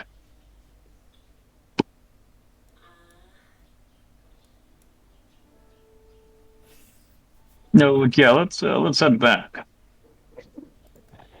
Yeah. Right, yeah, you guys, you know the path back, so it's not easy, it's not difficult, I mean, to find your way. And in about half an hour, you manage to cart this dwarf back to the house that you left, where you find the door is open waiting for you. I will barge in again. Yeah, Hey, you. you see Slimp was sort of rummaging through some drawers at the back of his counter, and he shoots up and says, "Oh, hello? You got your Is dumb everything dwarf. okay? Yeah. Is he We okay?" have Jeb. He is sleeping. It is fine. Ignore Oh. the stab wounds. He's just asleep. Wounds? You Ignore didn't kill that. him, did you? Unimportant. We found him next to a giant killer tree. Yeah, listen, Killer? if you really want to talk to him, here you go. As Spurs gonna turn touch him with 1 point of lay on hands to him. Yeah, sure.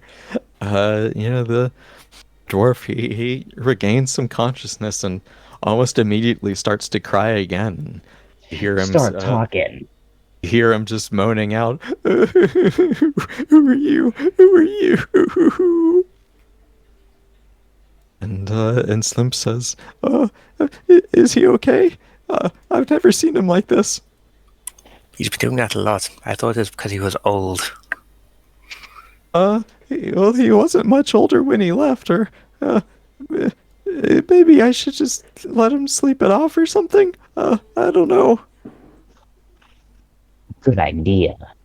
Oh, also your garden is full of dangerous and killer trees. Don't forget. Also, wouldn't you have any gardening equipment there? What do you mean? I thought I had everything I'd need. Well, why do you have a pickaxe? I don't know. I thought it was a hoe. Isn't that what those would look like? Yeah, Spurs gonna look at the Good. car. He's gonna lift his helmet up. Oh, I don't think we should trust this guy. I think this guy might be a little dense. Kakari will not try to whisper this. Oh, oh. Well, I guess I'm not the smartest guy around, but you don't have to say it like that. Uh-oh, I think I might be talking louder than I thought. Anyway, here's the deal. We got your dwarf friend back, so what else do you need? Well, since you asked, there is one little extra job you could do for me, and I'll pay you extra if you do. I promise. Lay it on the table.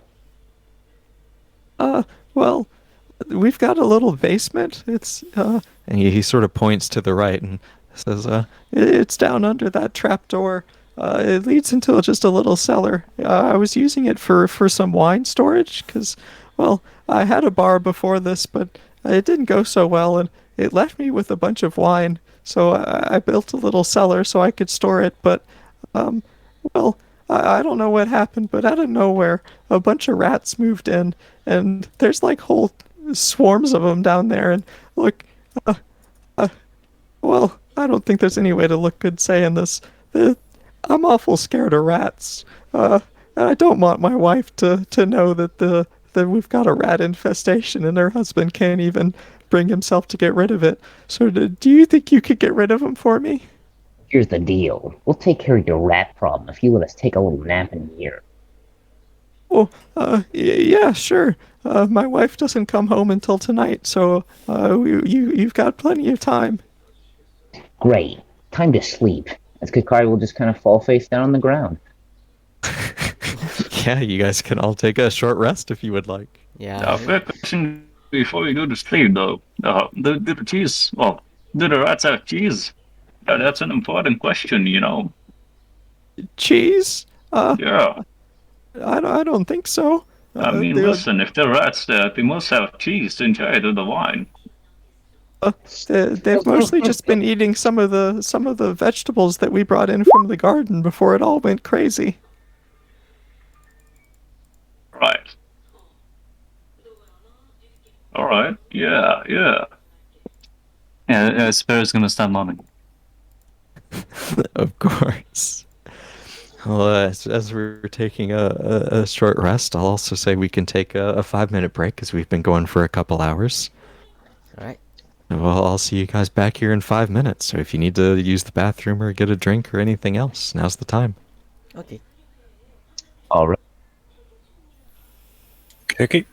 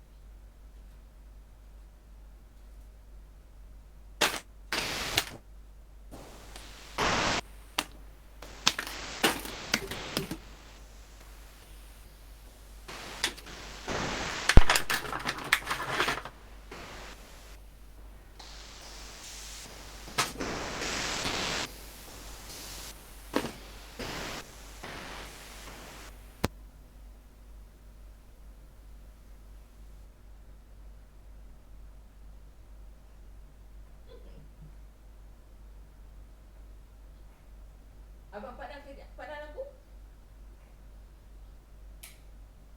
Sekejap ada lampu, kejap tak ada lampu ya. Ribut aku ni. Ada swing dia kurus. Yang aku tak tahu.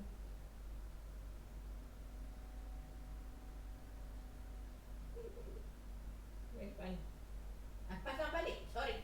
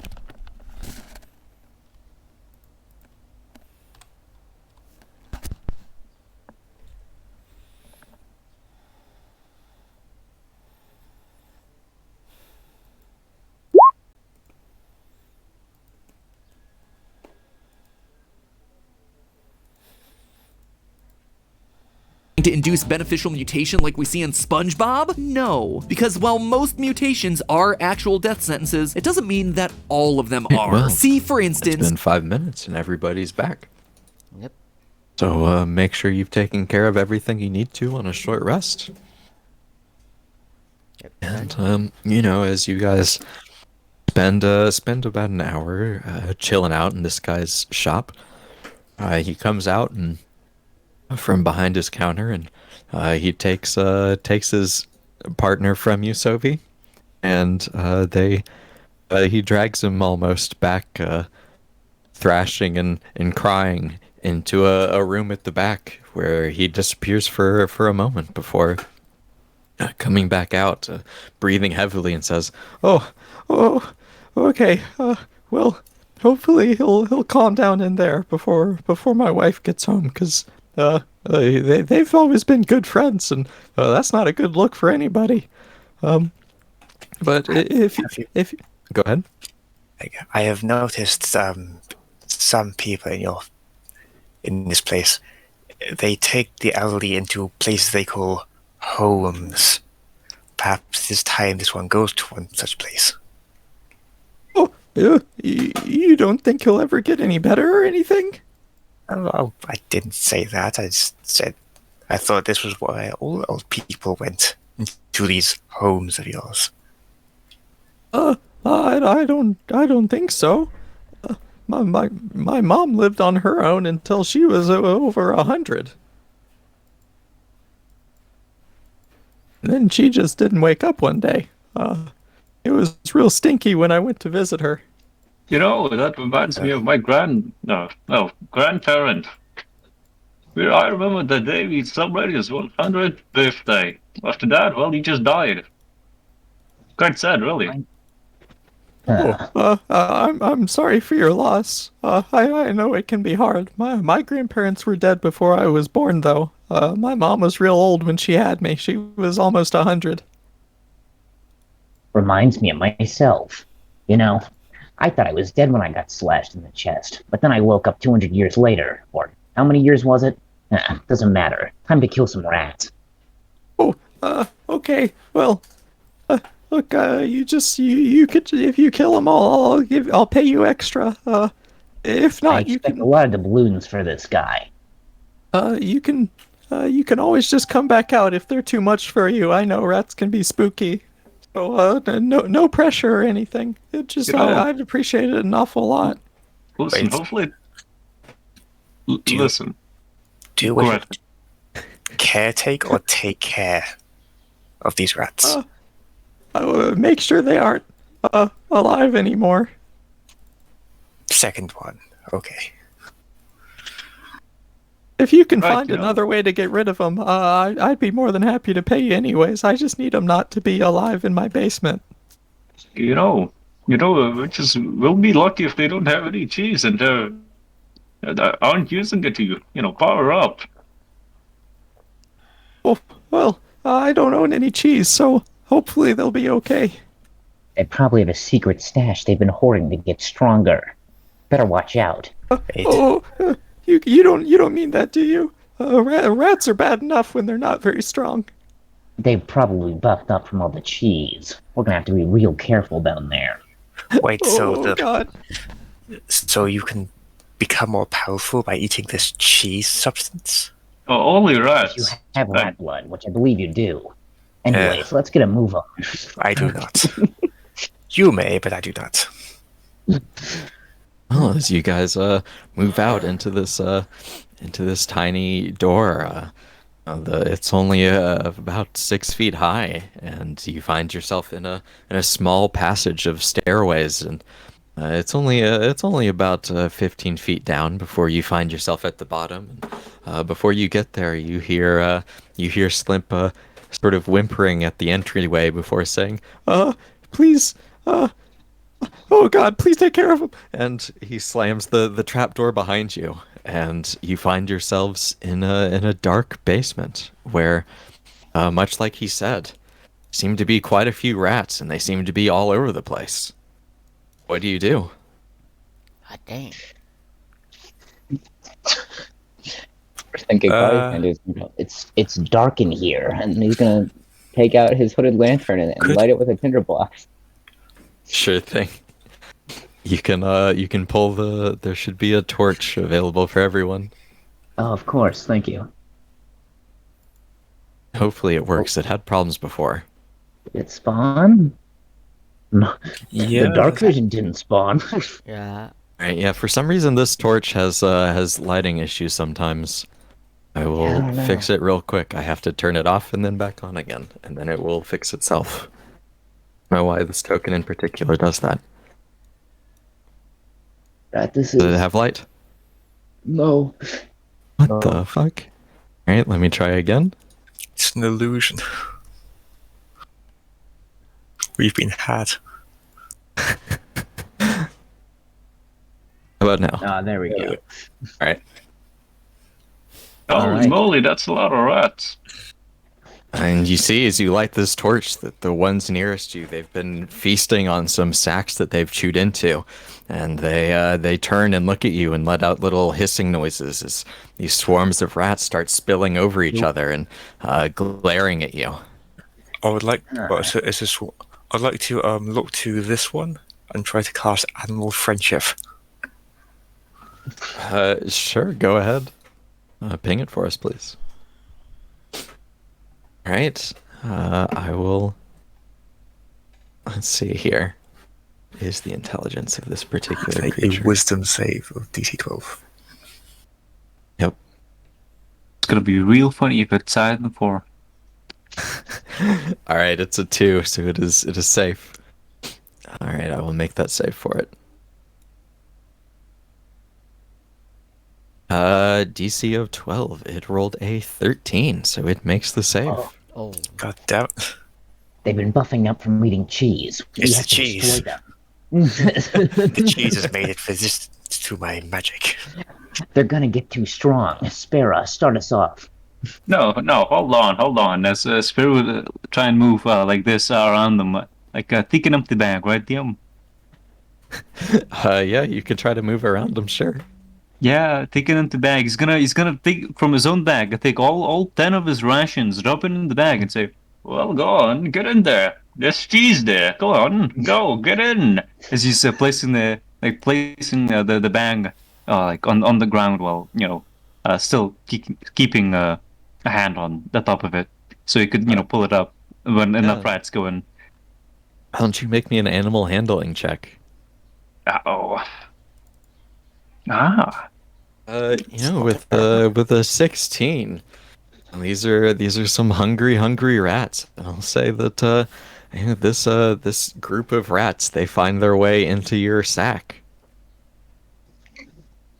Phrasing, GM. Phrasing. Oh, well, all right. Hold on. As Spell's he's gonna leave. He's gonna open the hatch. He's gonna give the bag to old employer man. Yeah, watch out. You see Slimp. He reaches out for it, but when he sees the squirming inside, he goes, "Oh, what is that? Oh, Agaganoblins. Don't worry about it. what am I supposed to do with these?" Throw it outside. No, don't actually. Or don't. Spiky here, man. Could you come up here with me? What? Okay. What do you need, Buckethead? Yeah, Spur's he's gonna drop his club on the floor. Well, he's gonna nod to the club. He drops what? Yeah, his club. Okay. Oh. Oh no. You can attack the bag of rats if you would like. Time to beat up a bag of rats, I guess. Here, let me drag a club onto my sheet, I guess. 1 second. Okay. Yeah, I guess we're gonna start beating up this bag of rats. This is terrible. I'd like to the try. 10, you know. I'd like to say it's Go humane, ahead. but that'd be a lie. With a 10, it's not like they can defend themselves. They're stuck in a sack, so This is awful. you start beating down on the bag, And you hear some screams and some squirting noises from inside as the rats panic and try to escape. But they seem to quite quickly be getting quieted as you smash the bag with your club. I feel terrible about this. I'm happy I'm neutral. Otherwise, I might feel about this. Kari's gonna go, I'm not morally okay with this. And he just hands it over to Spare and he goes, yeah, like, I have to draw a line in the sand somewhere. He, like, heads back downstairs. You You know what? You're right. As Spear's gonna put the club on the table, take out the rope, tie the the the bloody bag. what you call it, the bag, and go outside, like tie it onto a tree or something, and leave the rats to their own devices, the ones that are still alive. Okay. Oh gosh. Right. Just leave them squirming in the corpses of their friends. I get it. Yo, Suvi, how about you try to talk animal friendship to another rats? I see a lot of another rats on the corner of the room. I have ways of speaking to things that will not listen. And is this like a swarm of rats, or It is indeed. I will try to prevail to them with my other language of pain, and I will use hail of thorns on them. All right. So I will shoot them. Ignore the one. And if this hits, then it will have to make a DC 12 dexterity saving throw. It will take 4 damage for each rat. Sure thing. Okay. Ooh, very nice. That definitely hits. And with a 6, they fail to save.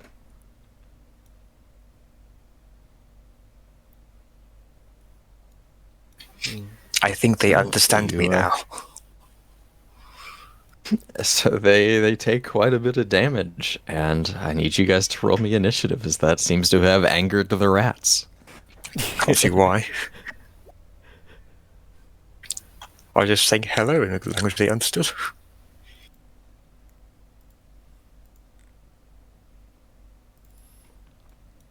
Alright. Everybody made it on, and I will roll their initiative. All right. With that, this big rat that's been on top of a bookshelf is the first to respond, and you see it throw itself to the floor and scamper across as quick as possible. Sorry if my dog starts making noise. There's a big fireworks show going on near me. But Sophie, as you were the closest, you see it tries to bite you. It's got its big teeth chittering away as it scampers towards you, and with a 19, it manages to hit for 6 piercing damage. And with that, it is this swarm's turn, and it is also going to. You see the rats that didn't get killed start to scamper forward as well, and it is going to scamper over to Sovi too, since Sovi's the only person in range, and Sovi also just killed a bunch of them. You guys see as it leaves that there's a bunch of corpses left on the floor where it was, and Sovi swarms into your square, and you feel some teeth biting down on you as it rolls a 21 for 4 piercing damage. I mean, shit. I guess we were right. They are juicing up on that cheese.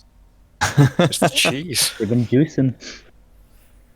And with that, it is this big rat's turn, and you see it's been sort of rummaging around some log piles, but it launches itself onto the floor and runs as far as it can, but it can't quite make it to you guys. So we're back to Sophie. What have you got? Yeah. I'm going to disengage out of the trapdoor. All right. I will say, if you want to leave, the rules I on my table rules are, if you leave the map, you cannot come back. Well, aren't Sparrow and Kakari out of the trapdoor anyway as well? They said they came back before the fight started. Oh, okay. Yeah, but they're on the. They're not in the hole, are they? They're still. I think all three of us are on the stair. Yeah, we're all here. Yeah, even Kakari is on the stair. Mhm.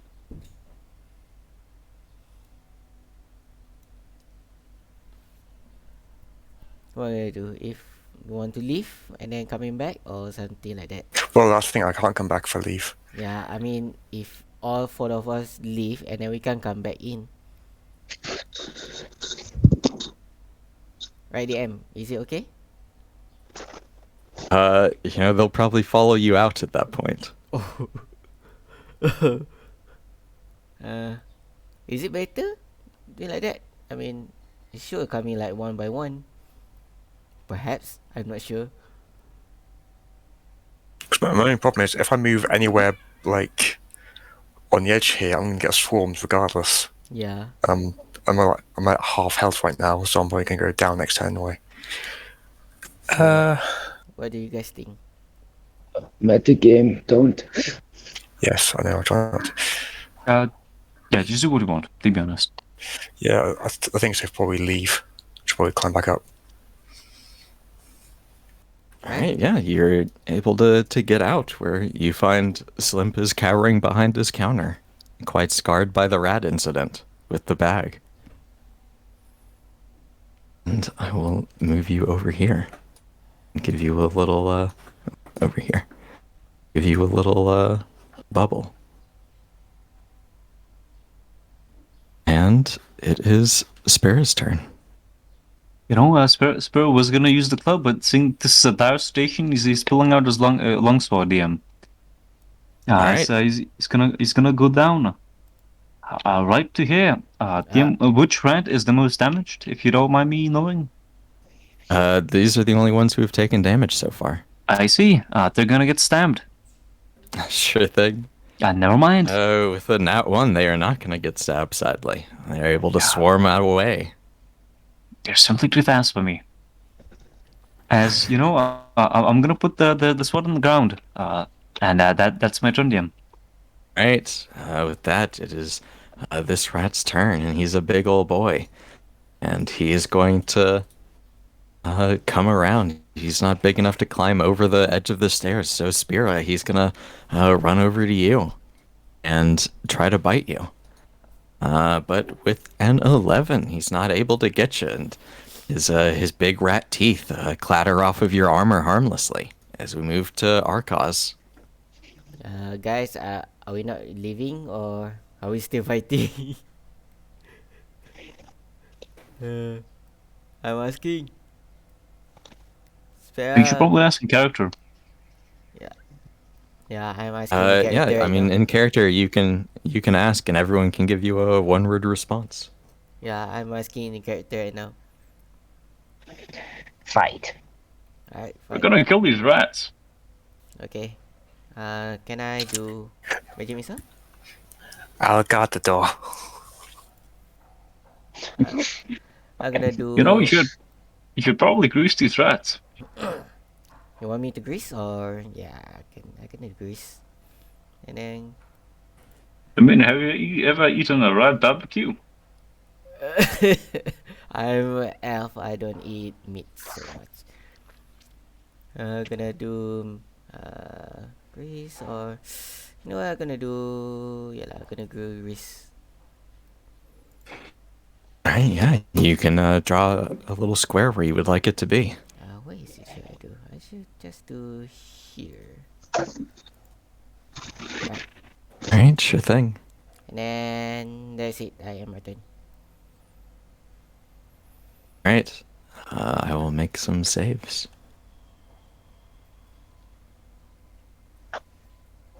Alright, then it decks, and this big rat, it fails, and as the grease spreads out, it slips on the floor and falls prone. But the giant group of rats doesn't seem to be affected by it. Damn. And with that, it is their turn. And Hikari are gonna go into your square and try to chomp at you. Okay. And with a 15, they hit you They do. for 5 piercing damage. So you Alrighty. feel a dozen little rat teeth finding little gaps in your clothing and piercing the skin. And it is your turn. Hikari simply doesn't like that. He's going to bonus action disengage and move 15 feet here, taking a stab at this big rat. Going course. once at advantage. For 12 for 10. Hey, 12 is just enough. And this thing it's just a rat. It's not very healthy. As you stab it, you're able to kill it in one blow. How do you do it? Of course, as he kind of kites his way around from these horde of rats, kind of just doing one big spin to shake him off, he will kind of just move as he spins and along the way slash this thing right in half. As he continues to move up this way, an additional 15 feet like this, ending turn. Sure thing. And with that, it is this big old boy's turn. And Spira, as you are the closest thing to him, these are in the square, by the way, he's going to take a bite at you. And you get the feeling that this big rat's feeling a little bit emboldened as it sees you surrounded, but the 15, it's not able to get through your heavy armor. And it is now this swarm's turn. And as you are the one being surrounded, Spira, they're going to try to swarm you some more. As you feel their teeth gnawing at your armor, and they find a spot where they make it through with a 19 for... Ooh, very nice. With that extra 5, they can't get to you, and you manage to shield yourself from the damage. You are safe from the 3 extra biting damage you would have taken. And this rat is dead. And Toby, I'll give you one chance to come back if you would like. It's up to you. Like,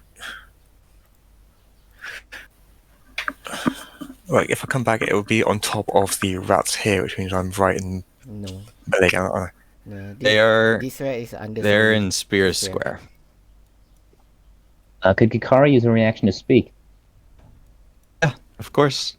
Of course, as he sees maybe a glimpse of them being hesitant, he'll go, "Come on, make your decision quickly. We're in a fight."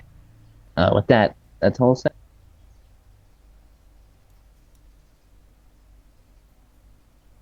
Would you like to stay up or come down? I? I can't stay up there and shoot down, can I? Yep.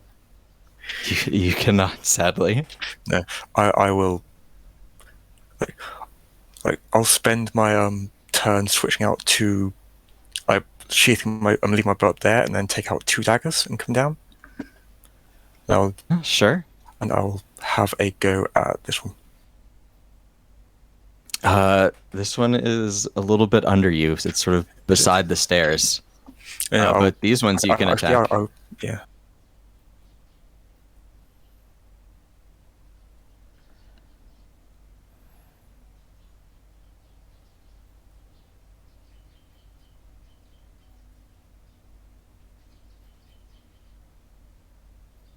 Yeah, so you can attack this one.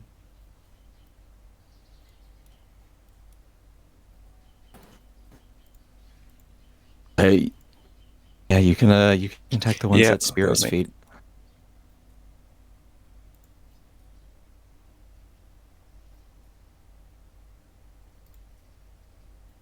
Yep, so first dagger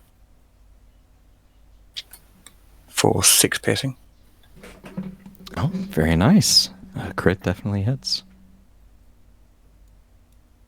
And then I will offhand the other dagger. Do you have the I feat have- that lets you do that? Or don't- two-weapon fighting? Two weapons fight, you just can't add your mod. You don't have to have a feat, just don't add the ability modifier damage. You have to have a feat to pull 2 out at once. No, that's what I did before I came down. So I said I dropped the longbow. But that and had was 2 still on this turn. You can drop the longbow and pull 1 out. Yeah, I'll just be take the first attack then. You can pull one attack. You can pull one out per turn unless you have the thing for it. Okay. Anything else for your bonus action then? If I can put it out as a bonus action, but I don't think I can, so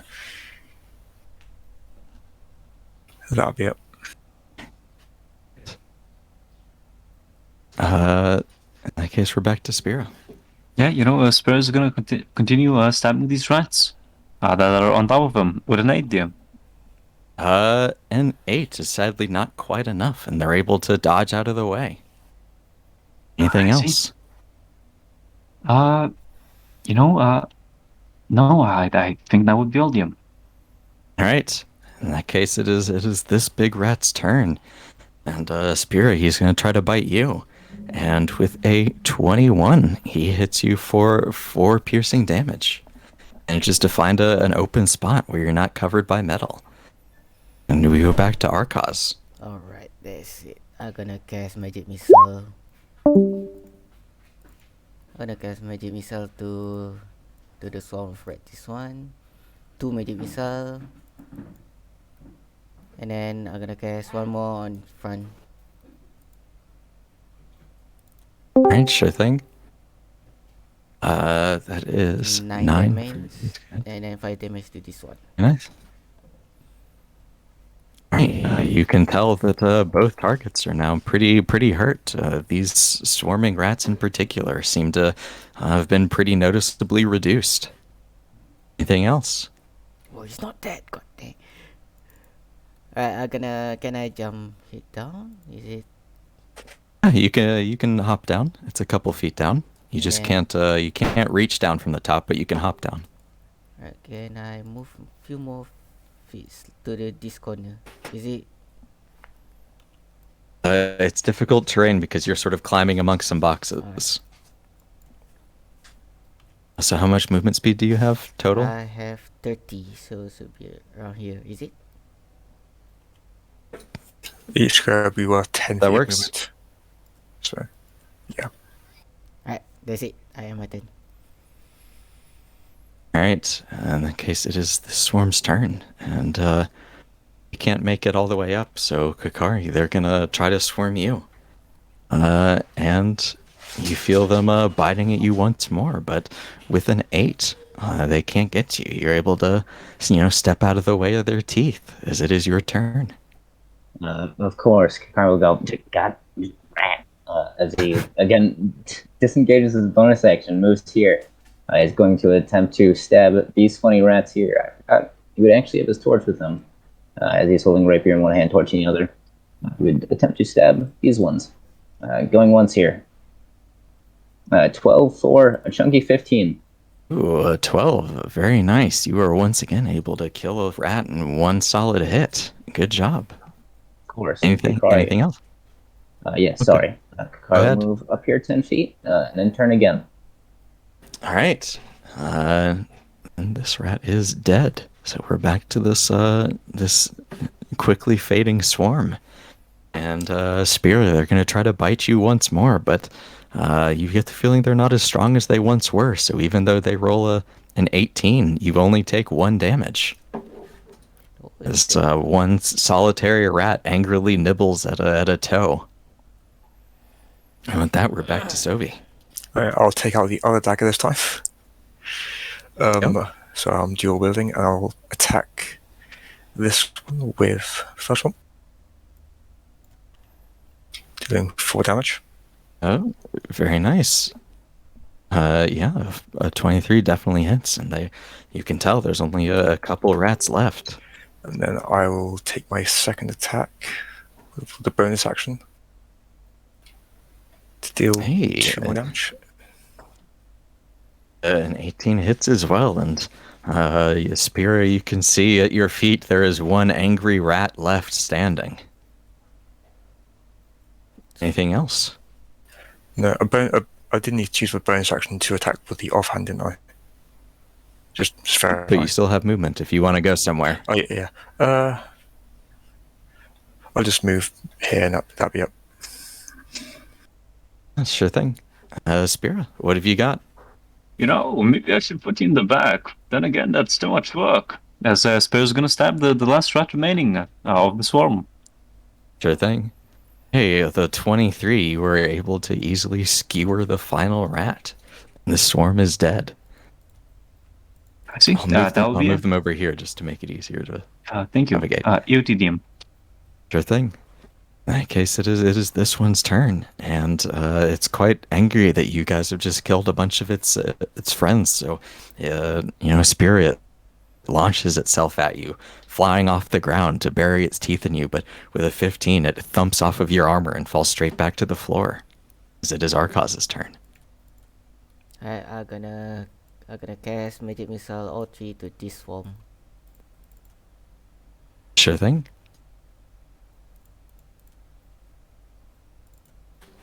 Ooh, all right. So that is 12 damage. And I'm gonna move. And you see with that. Sure thing. You guys can see that about half of the swarm is down at this point. Right, that's it. I am my turn. Yep. And with that, it is the swarm's turn once more. And Kakari, they're chasing you down and trying to bite at you, but you can tell they're not feeling as strong as they once were, and they leave a trail of corpses behind them as they swarm after you. But with a 6, they're not able to find any way to bite you, as it is your turn.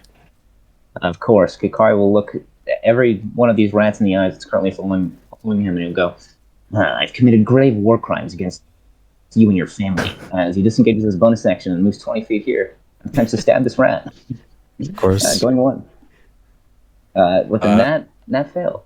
Nat 1, yeah, this rat, it's angry as all hell from having watched all of its friends get killed, and it dodges out of the way with almost preternatural speed and glares at you. I will eat you for dinner, as Kikari moves an additional 10 feet here. End of turn. It watches you go. And that swarm is also dead, so we're back to Sovi. She'll move this way and look towards Car saying, for the first time, I must agree. And the bonus action, she is going to use Hungry Jaws and make a bite attack against this thing to try and eat part of it. Shit, you weren't lying. Go ahead, yeah.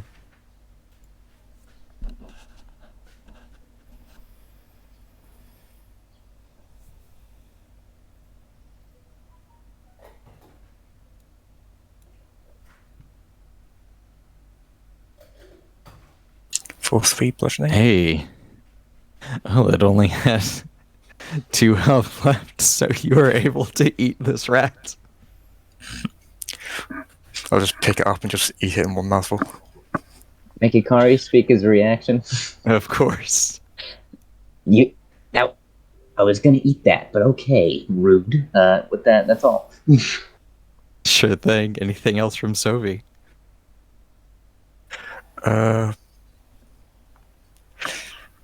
Yeah, no, I think that's it.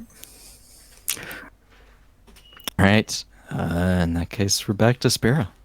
Yeah, Spear's gonna try and get more kebabs, as you would say, as I would say actually, and he's gonna stab the rats. Now look at him. Oh, nice damage. Hey. Very nice. Yeah, these guys, you managed to slash through a fair few of them. And, you can tell there's only a handful left at this point. Anything else? Nope. In that case, we're back to Arkaz. I'm gonna call out to give me advantage to my attack roll. I'm gonna cast Fireball.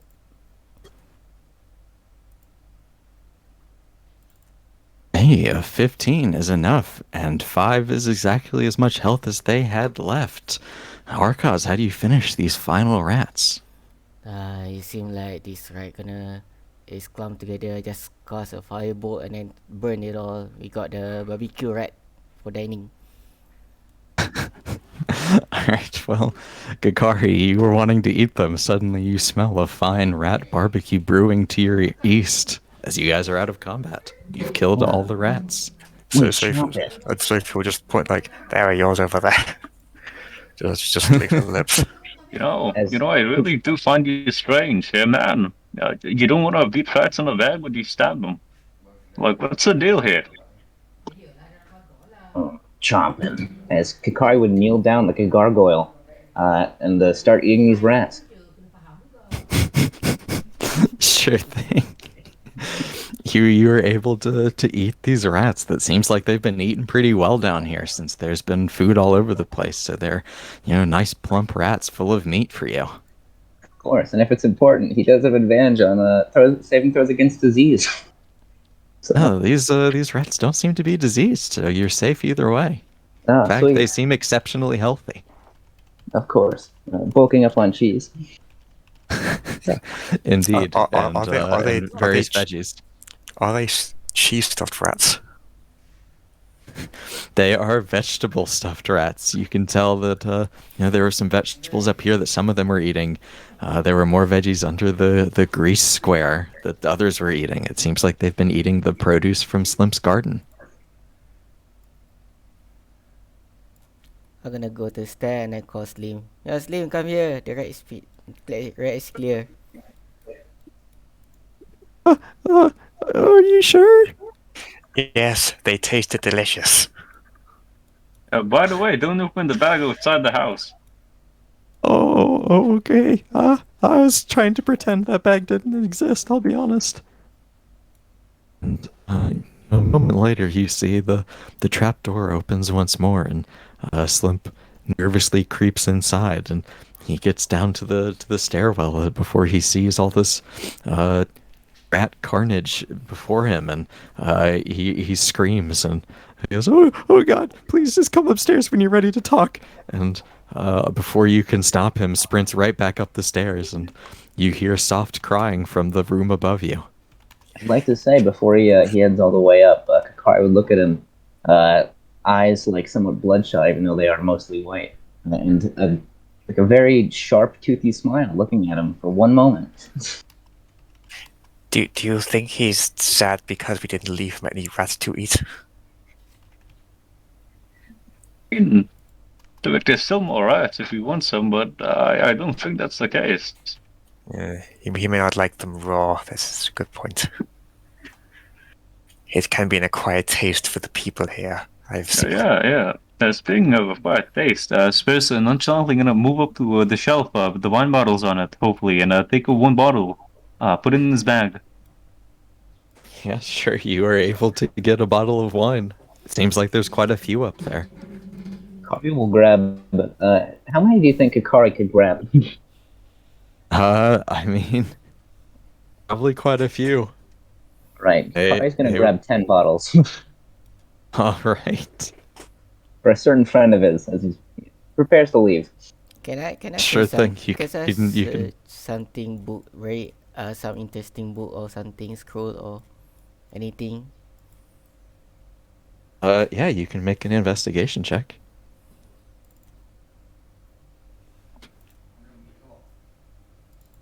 With a 19, you notice that there's quite a few books, and in particular, you notice one section that has all titles that seem to be variations on, how to start a garden, gardening for idiots. So you want to grow a plant, weed and all its wonders. Does it increase my proficiency? Alright, nothing. Alright, let's go.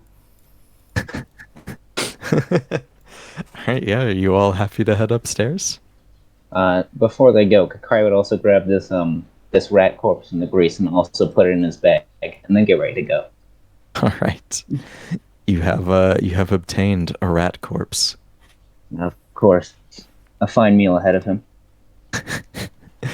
All right, so with some bottles of wine and a greasy rat corpse, you guys head back upstairs. Or you find.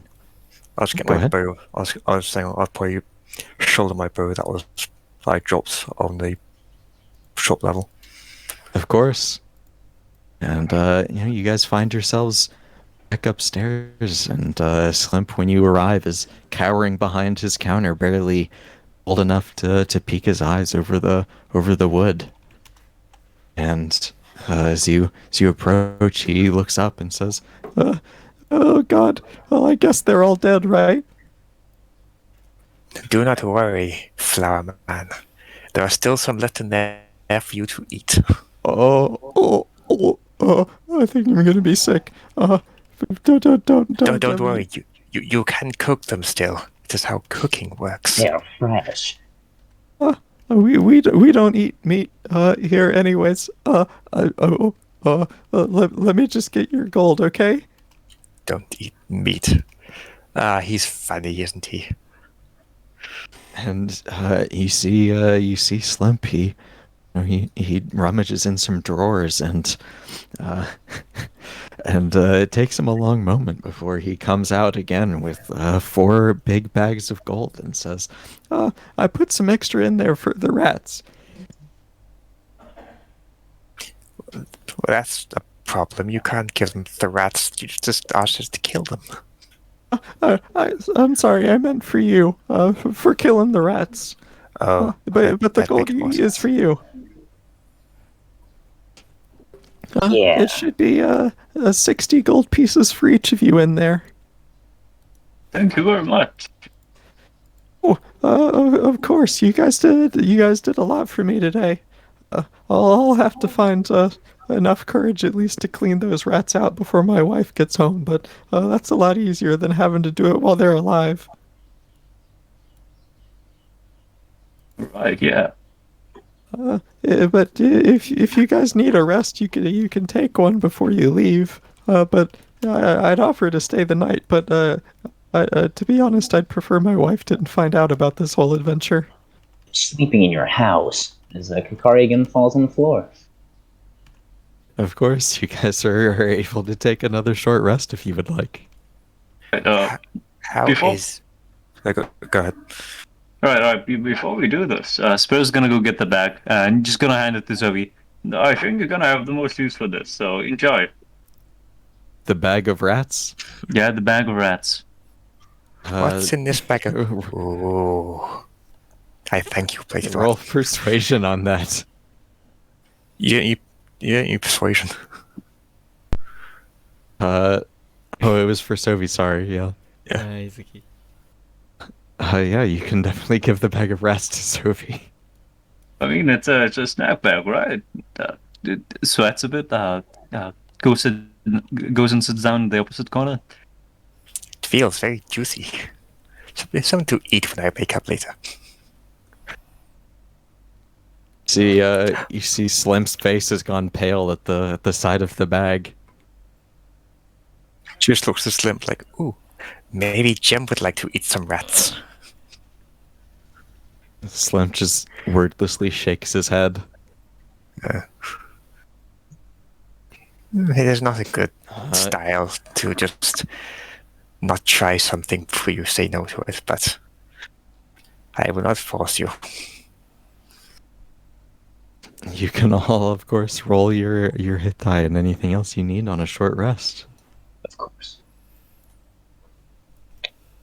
Nice, back to full. To it. Very nice. You guys are able to spend an hour resting, and as you feel a little bit better, Slimp says, you guys, I don't want to seem rude, but you should probably be heading off so I can get to cleaning. If you're okay with it. Alright. It's just Sophie in the corner digging her hand into this rat bag and just like half munching on some rats like, maybe. Sophie, as you were, you're munching on these rats by the window, you hear outside the window, you hear the sound of footsteps approaching, and it's not long before you hear a voice call out from outside, and it says, "Slimp, you mangy fuck, get out here!" And Slimp's face, if it was possible, gets even paler at the sound, and he says, "Oh God, I know that guy. Look, you gotta get that guy to leave, okay? I'll give you something real special. Just please, don't let that guy come in here." Kokari rises from his nap like Nosferatu, despite being a reborn and not a vampire, and prepares to head outside. Yeah, Wait, as you guys you- open the door, Do you mean ahead. caretake or take care? Take care. you can Oh. you can just tell him to leave or whatever you have to do. Just don't let him come in. And you see him You're a almost brawl. dive behind his counter. And We will as try you, that first. As you guys head out. As you head out, you see this man has approached. He seems well armed and quite plainly angry. As he storms up to you guys and he says, "Oh, who the fuck are you? I got business with Slimp in there." You can't have the rats. They are mine. The rats are all ours, pal. You better back off. Rats? What do I care about rats? I want don't my know. money. I Listen, really pal. don't know why you care about rats. I mean, that's the only reason it could be. So, go Yeah, away. man, like, back I- off. I mean, you should care. They are quite delicious. Look, So I'm not juicy. nearly high enough to think rats are delicious. Crunchy even. Look, you can have as many rats as you want. Just let me into Slimp. I Listen, you're want not to. slick, pal. We know what you're after, and we're not letting you get to it. The rats are all ours. Buddy, I don't care about the rats. You can have them. You must be some kind of joker. He means to mock me. Look, I can't have all the rats. These are the only ones left. I mean, look, you guys go eat your rats somewhere else. You don't want to see what's coming next. This Slimp owes me money. I made a purchase from him and he scammed me, and I'm gonna get my money back and then some. I tell you that much. You No. bought rats. You could have just gotten them for free. He He's paid got you a for full getting rat rats. cellar.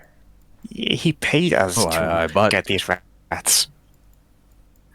You paid rats. I bought some. I bought some weed from him, but I got back to my house and I found out when I tried to smoke it, it was just some bad cabbage. You can't get high at all off of that. Okay, I spend all day fighting. I come back to my room. I want to take the edge off. I want to get a little bit of relief from the pain. And I just find rotten cabbage waiting for me. How do you think that feels? Do people usually find pleasure of smoking weeds? You know what? How about I? Right how about- kind. No, hold on. How about I compensate you with something actually, something that actually works? As you know, Spirit does have a disguise kit, so he's just gonna take out a bottle of paint. He's gonna walk up and he's gonna offer to this guy. There you go. This should get you high. Roll me persuasion.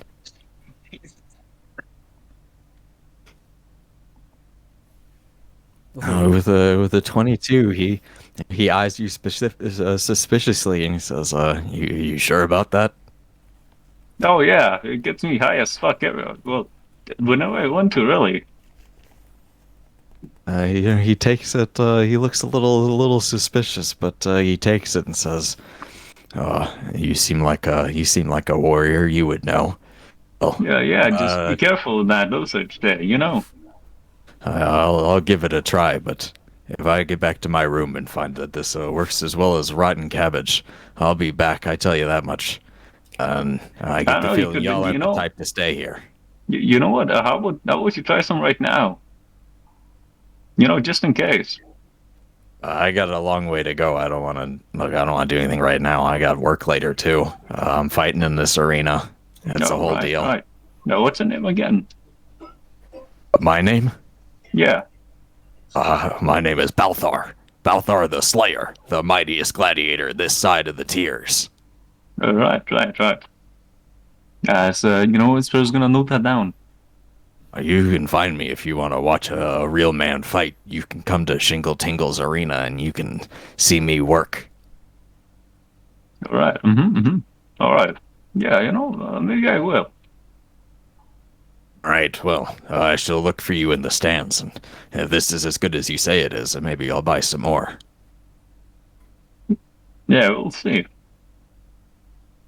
And with that, he seems satisfied, and he walks away before disappearing down the road. I could see through his lies. He wanted the rat, didn't he? May, may You know, I don't know. I just give the man paint. I don't know if he's gonna be all right. Not sure. Well, you find yourselves without him and alone with Slimp once more, though for the moment at least he is invisible as he is hiding beneath the countertop. Shit. Do not worry. The rats are safe. You can consume them at your leisure. You hear a thud from under the counter as he stands up too fast and hits his head on the wood, and then lets out a yelp before standing up in the open and says, "The rats are safe. I thought they were all dead." No, no. The ones to consume. They are all yours. He won't be taking them today. Oh God. Okay, look. I think I'm gonna puke if you keep talking about the rats. Why don't I just pay you and you can be on your way? Good idea.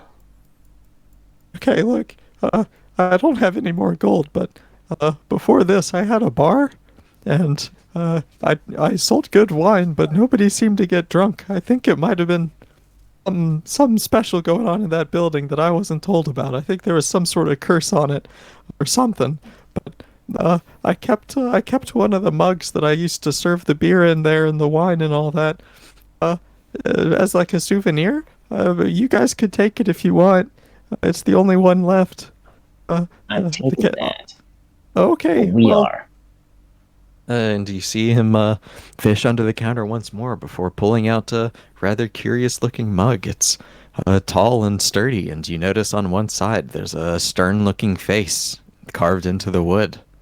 And he hands it to you and says, "Okay, well, I hope you get some good use out of it. I don't really drink that much, so it was mostly just collecting dust in here."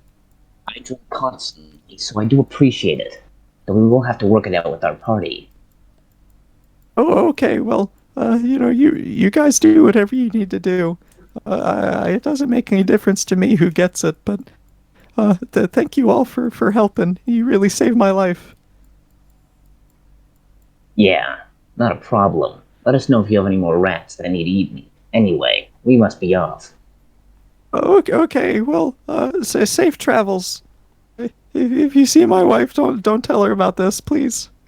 I'll let her know. Anyway. Of course. Oh, see no, please. Cry's already gone. I'm gonna, Do not worry, Flower Man.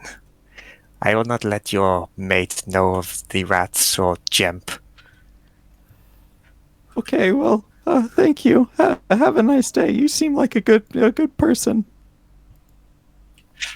And then she'll, thinking, I am a good person, and she'll leave the bag of rats by the door for you later. You are welcome. Please, you need them more than me. And she leaves. You hear a soft whimper from the door as it swings shut, and you guys are able to head out. I am a good person. And you find yourselves soon enough back on the road, and you know how to get back since you've made the journey already, and it takes about another day, but you find yourselves soon enough back in Silverrun, where, true to his word, Captain Osman is waiting for you right where he left you. And you find his boat still docked, and he's looking out for you from the railing.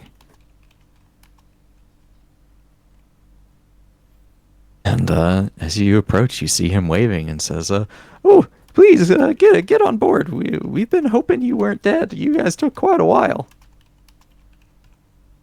I'm gonna hop on board. Well, all right. You guys get on, and we'll take you home. I trust everything's okay with Slimp. He's a good man, but a painfully unlucky one, I fear. Yes. His Jemp is odd, old, which is understandable. Also has very lovely tasting rats. Well, I've never eaten rats out of choice, but as long as you enjoyed them, I guess. Very plump, very juicy. I think they sustain themselves off a very, very powerful cheese. Well, I can't deny cheese is pretty good. I used to love cheese. My ex-wife and I ate it all the time. It was one of our favorites. We'd get a different variety at every dock and port. You know, who is your wife? Well, it's no one now, but it used to be a fellow sailor. And we had many happy years together before I found out she was sleeping with someone else, and then she left for them. And I haven't had as many happy years after that, I could tell you. Well, that's a shame. You should sign up, but you know, there's plenty of fish in the sea. Oh, well, I guess that's true, but I've just always been scared that it'll happen again. And once was more than I could take already. I mean, yeah, but you know, life is a journey full of pain and disappointment. Go on, look at yourself. Anyway, I'm gonna go down there. Oh, I guess it is just full of sadness, isn't it? Maybe. Do you see him sort of looking into the dark water below? Maybe it's better after all.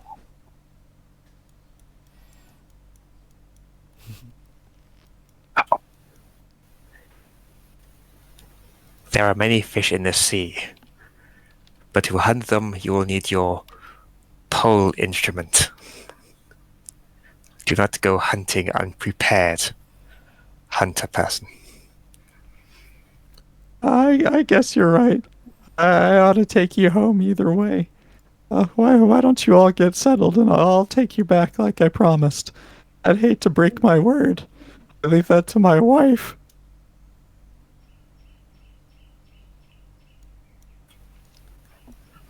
Right, let's go. I don't want to stay in this boat. All right. Well, as you guys all shuffle on board, you're able to, you're able to find your rooms are still prepared for you as promised, and it takes another day, but soon enough you find yourselves pulling into Fraser's Landing, where you find that as you pull in, Fraser, Captain Osmond is looking a bit tired. He has bags under his eyes and some red rims around his eyelids, and he doesn't seem like he's had much sleep. And he says, "Well, it was nice knowing you guys. I guess you should be on your way." Good. Here, take this. Spurs gonna pull out the bottle of wine. Just don't drink it all at once. Then after you don't become an alcoholic. That's bad. Wow, that bad timing. Jeez. As Spera gets ready to, not Spera, Fiora gets ready to leave. I said Spera. Well, thanks. I hope it's good stuff. I don't know. I think it's from. Well, actually, I don't know where it's from. As Spurs is very clearly lying, but you know. Well, Osmond doesn't seem to be paying that much attention. He says, "Oh, well, thank you. I should be going. You guys have a safe journey."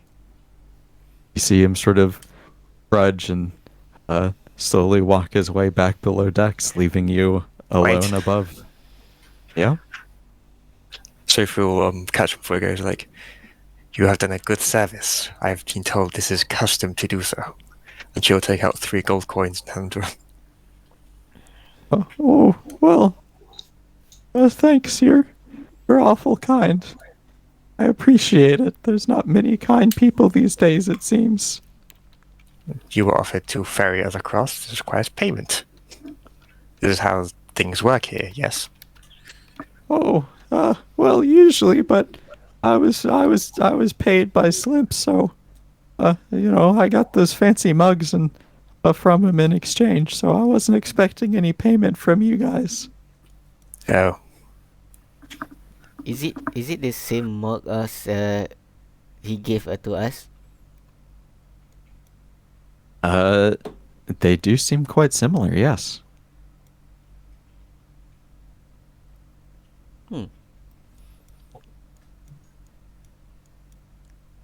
Right.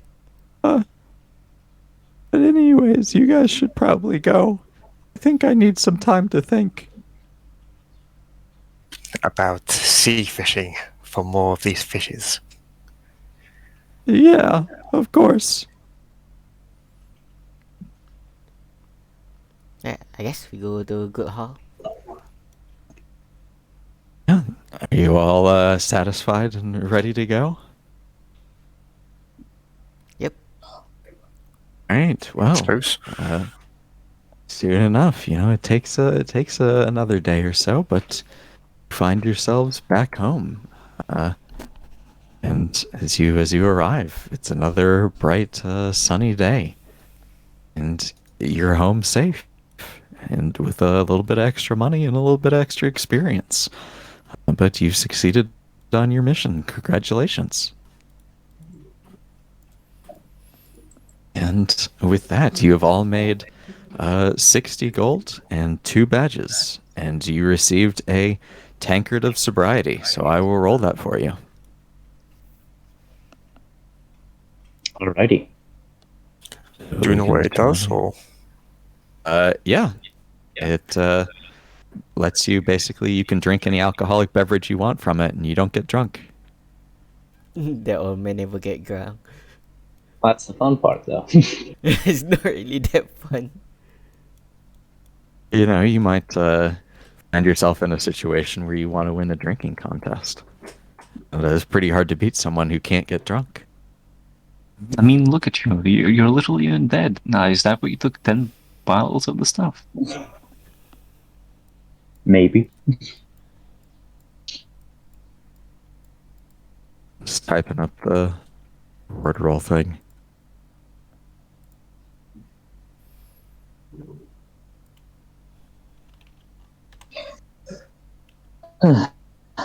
Alright.